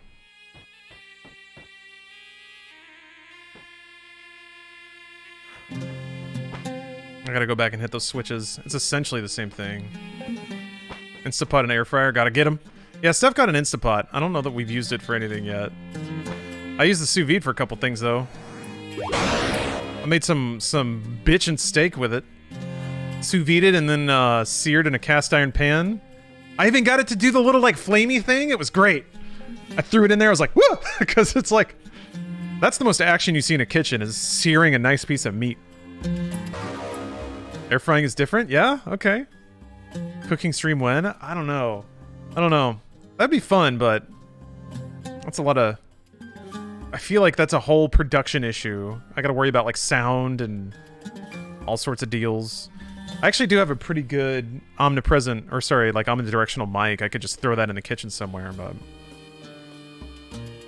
I don't know. Maybe. Cooking for me is usually like maybe 20 to 30 minutes of effort. And coffee stream? Yeah. Yeah, maybe. I do really like cooking. I guess one of the things I should consider, though, is I don't like being backseated. And I'm pretty sure that it would be relentless if I did a cooking stream or something like that. Maybe. Maybe. Alright, terminal breakthrough number 1, Hammond. As you know, the whole purpose of the elevator is to allow us to pass safely across the breach from one world to another. But the breach itself is a kind of world, albeit one with such a differing fundamental structure that it's not survivable for humans, or for that matter, digital cameras, microphones, and various other electronics we try to observe it with. However, it may not surprise you to learn that certain analog clocks can make a transition mostly unscathed. For the most part, they operate normally, but the rate at which they operate is different than on Earth, or kind gear? Huh. Not only that, the rate changes. It might not appear to move at quarter speed for several days, or it might appear to move at quarter speed for several days, and then spend a full week moving at 100th speed. Ah. Couldn't be more backseated than your PC upgrade stream. Yeah, I should have prepared for that more. I mean, I know now. I feel more equipped, but that was a lot. I think the difference will be, I probably won't also be frustrated and undernourished. Well, maybe undernourished if I'm cooking.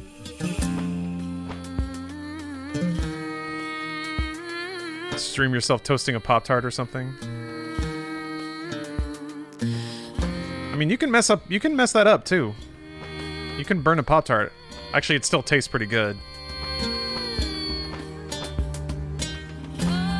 How is anyone expected to be skinny when we have Pop-Tarts in this world? It's not effing fair. The expectation.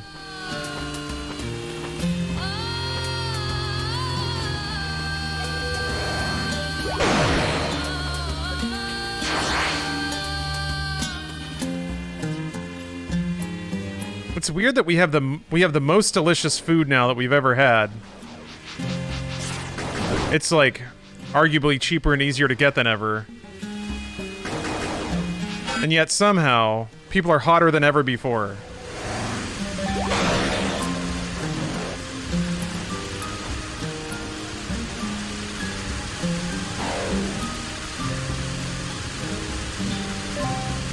I have been on this path before. It just feels like I got to it in a different way. That's really weird.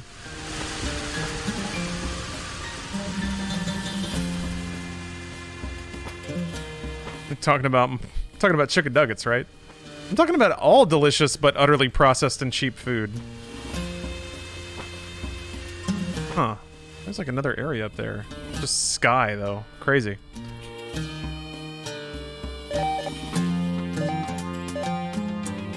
Yeah, that switch didn't really open a whole lot, did it?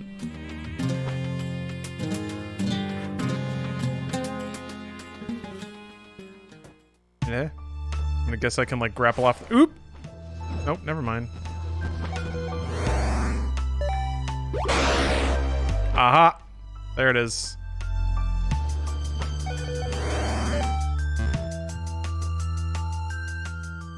How I dang it! I need you to move again, brud.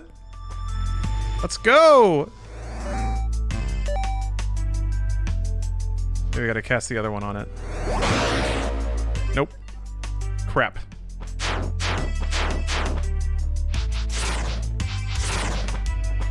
Maybe it wears off after a while?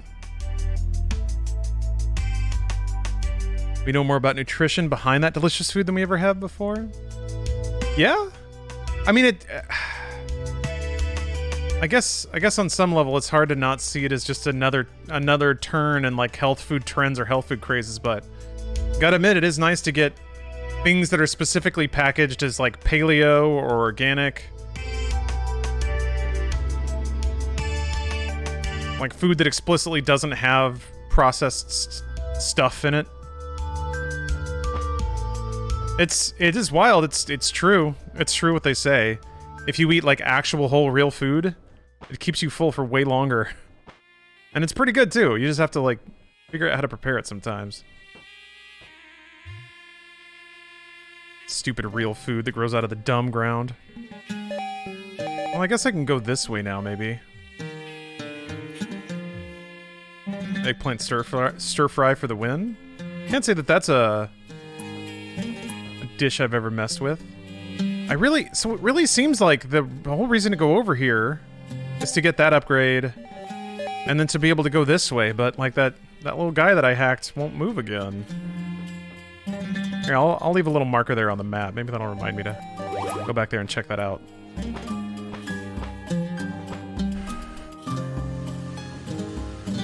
Why is it that the healthy stuff super expensive while the unhealthy stuff is not as much? Because unhealthy food is made out of cheaper things, typically. That's my understanding.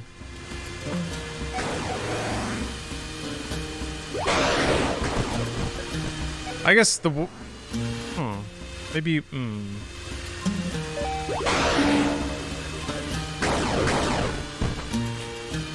I mean, healthy food isn't expensive.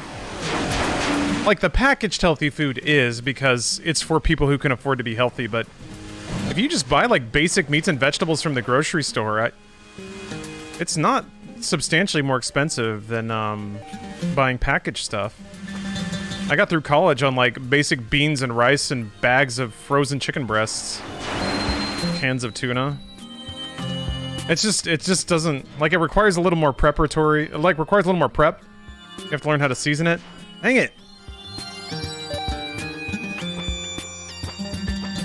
I think that's the thing, it's like, a lot of American culture doesn't really respect or care about food. So people grow up in houses that don't really, have that as, like, a value, so people don't learn how to cook. They don't learn what, like, well-cooked food tastes like. Eat a lot of salami and cheese and spinach wraps. A lot? Oh, in college, okay. Hey, that's got it all, basically. Meat, cheese, spinach. Yeah, I guess I gotta backtrack. Maybe it's like, if I go this way, then I can go down.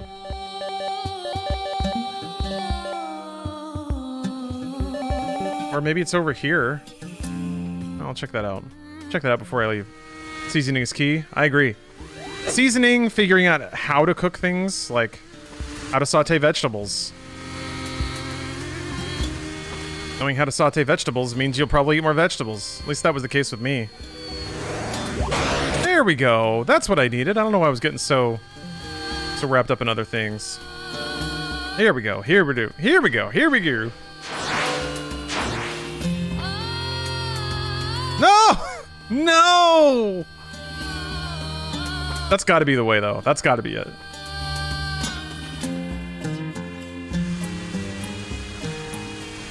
Blanch yo veggies. I'm getting into sauteing now. It requires a little oil, but oil can be good for you. Oh, I don't know.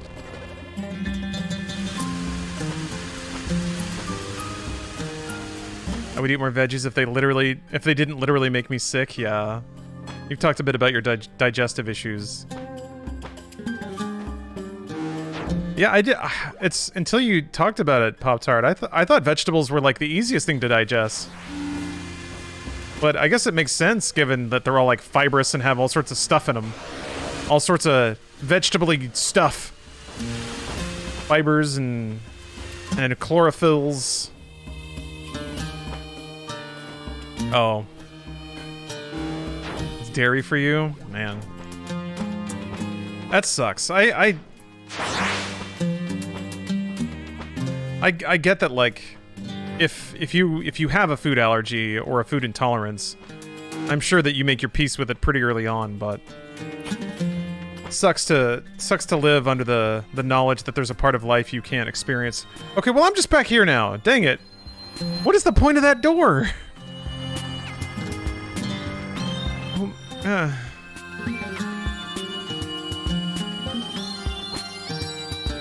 saw an upgrade up there, but dang it! You still can't make that jump either. Alright, well, I guess I gotta backtrack then. It does suck to suck. Ah. It's not sucking. You don't have any control over that.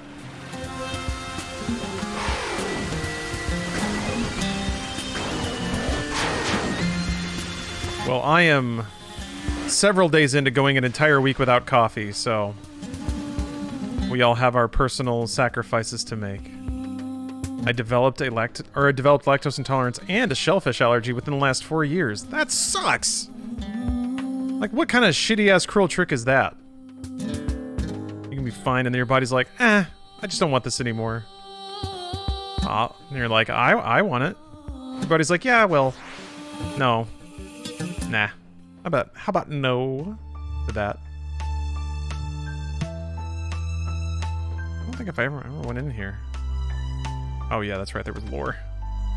What kind of game is this? This is a Metroidvania. 2D action RPG? I don't know if it could be called that.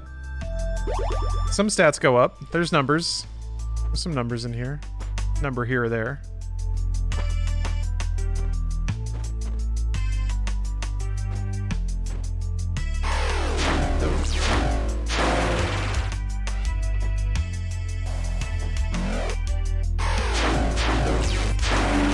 But you go around in a 2D pixelated world, beating up on enemies, getting upgrades and unlocks.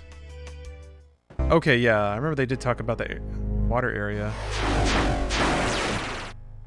This is what they needed the submarines for. Man, it even kind of sounds like Meridia. Super Metroid.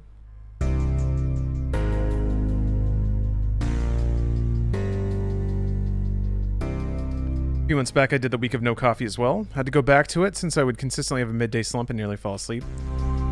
I don't think there's anything wrong with, like, I mean, I remember at one point in my life, somebody was like, "Hey, you want some coffee?" And I was like, "I don't get hooked on it." And then the person was like, "Yeah, I probably am, but who cares?" And I remember thinking about that. And I remember thinking, like, what's the real point of caring about that? Because it's like you're never far away from coffee or caffeine of some kind in the civilized world. But no, my issue was less like forming a dependency and more my poor tummy. I'm curious physiologically if it'll change things once I go a huge stretch without drinking any coffee or alcohol. Well, that's the other thing. I might have some drinking in my future, so I want my stomach to be as ready as possible, because I'm gonna need my stomach to take a few bullets for me. And you joined Rooster Teeth and demanded free coffee? Yeah, I got it too. All of that coffee. Ironically, by the end of my time there, I just wanted to get out of the building so bad that I would just walk to a Starbucks like a half mile away just to clear my mind and get away from stuff. So even though free coffee was available, I still bought my own. And yeah, Shredder, glad you mentioned that. Been cutting back on caffeine and replacing it with G Fuel. Well, G Fuel still has caffeine, unless you're into the hydration mixes, but yeah. G Fuel is a great surrogate for coffee if you have to put it down for any reason. Or if you just want a little morning pick-me-up that you don't have to brew. Since hormone therapy to replace my missing hormones, I found out that a lack of testosterone and an imbalance of hormones plays a big part in sleeping well. I didn't know testosterone helps in aiding the joints. I didn't know that either. I thought it just made you punch holes in drywall.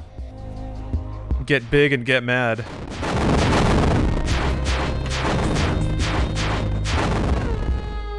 Interesting. This music down here is great.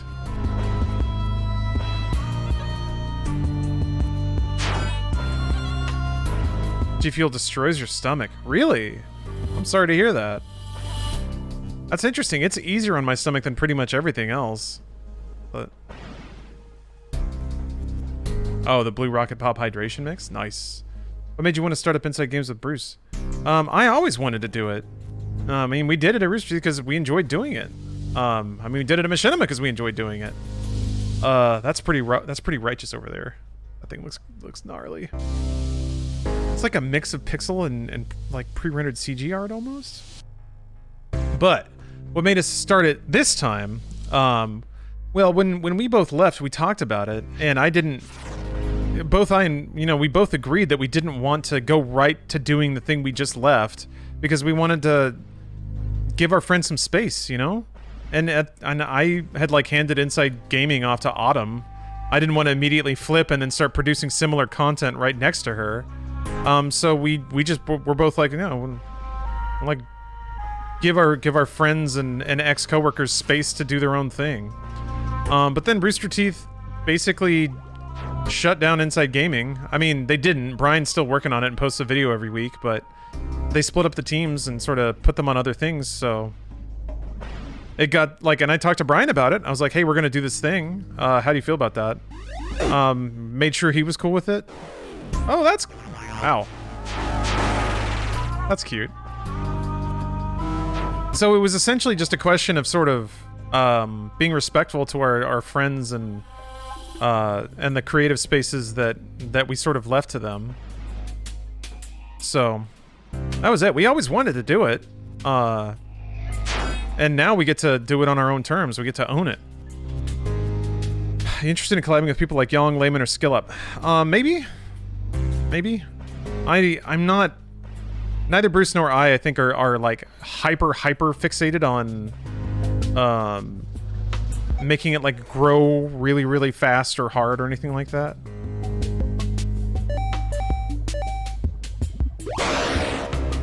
Oh, it went down. I'm sorry. Are you gonna hit me now? No? Okay. Oh, wait. Oh! Oh. And then if I... Oh, and that heals me. Okay, alright. Wait. Bubbles hurt? Oh, okay.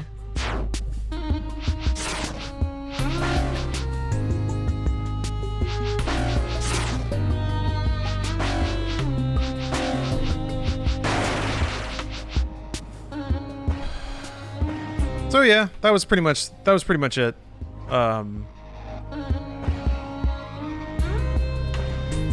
If there wasn't really a question of like, I mean, I think even still we probably would have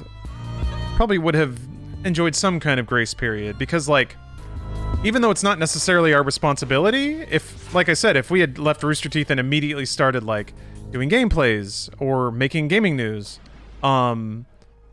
it would be unfair to like, I mean, it would be a little opportunistic on our part, and also what we wouldn't want is people to then like go into the comments of old videos and be like, oh, everyone should watch this new thing.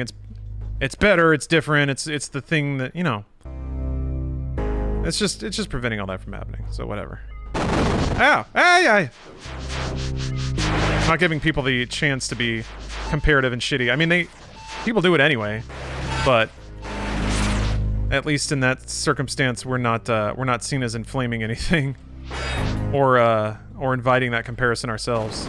Oh my God, they're all bad guys. Ah! Yeah, they were gonna get me there. That shadowing effect is really nice, though. I agree.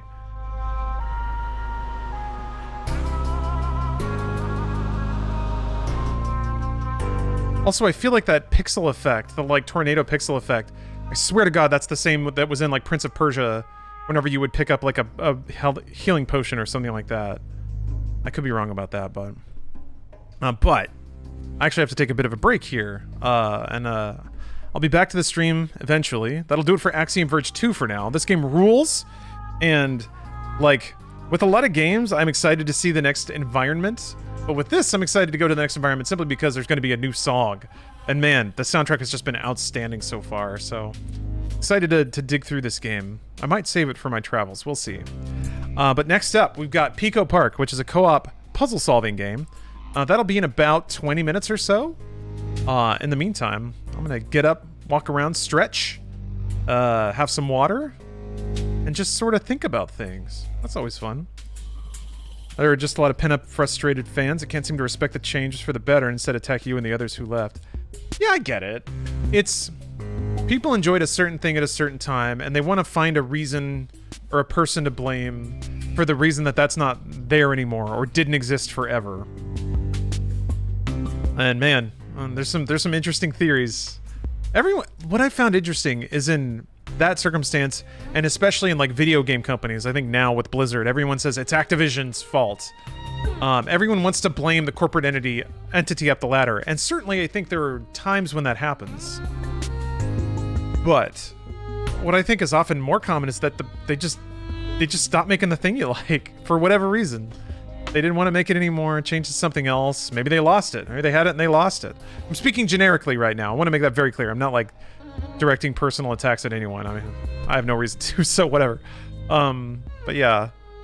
It just bums me out when people get mad at something when there's nobody to get mad at. I guess that's the ultimate thing, is like you're getting so mad at somebody that doesn't even exist about a thing that didn't even happen. But isn't that the internet? That's what people do on this internet. Anyway, all right. Sony's the reason I didn't get a Bloodborne 2. There might be a reason, but who knows what it is. Sometimes it can just be they didn't want to make a Bloodborne 2. It's fun to think about, though. Theories, I mean, you've been pretty candid about your departure. I think I have too. Maybe sometimes a little too candid, but the people who like to play in that headspace aren't listening, you know, 3 hours into a random stream when I talk about it. So, different groups that are into different things, and it's just the way it plays out sometimes. Like the mushrooms and the burger. I'm mostly ashamed of myself for overreacting, if I'm being honest. You know what it is? In those moments, it is the loss of the burger, because it looked like a really good burger. But it's more just frustration with myself at my clumsiness. I try to tell myself to slow down and be more precise with things, but then I just get really reckless again and start slinging burger patties all over the place and pay the price. Pay the price. Oh, the guy just said he didn't want to make a Bloodborne 2. It's totally that they were done with Bloodborne, which is fine, of course. Gotcha. Okay. All right. Man, this music is so good. It's just putting me into a place. I swear that's the same track as Meridia, but hold on. Let me think about how to do this. Here, let me... This will actually kill that music, I think. Yeah, it does. I'll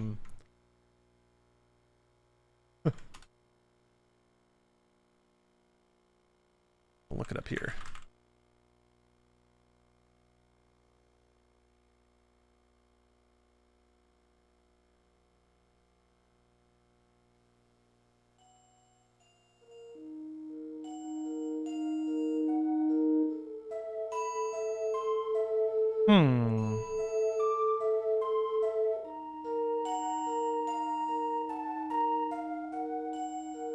It doesn't have that ding ding, but I think it is kind of in the same musical register.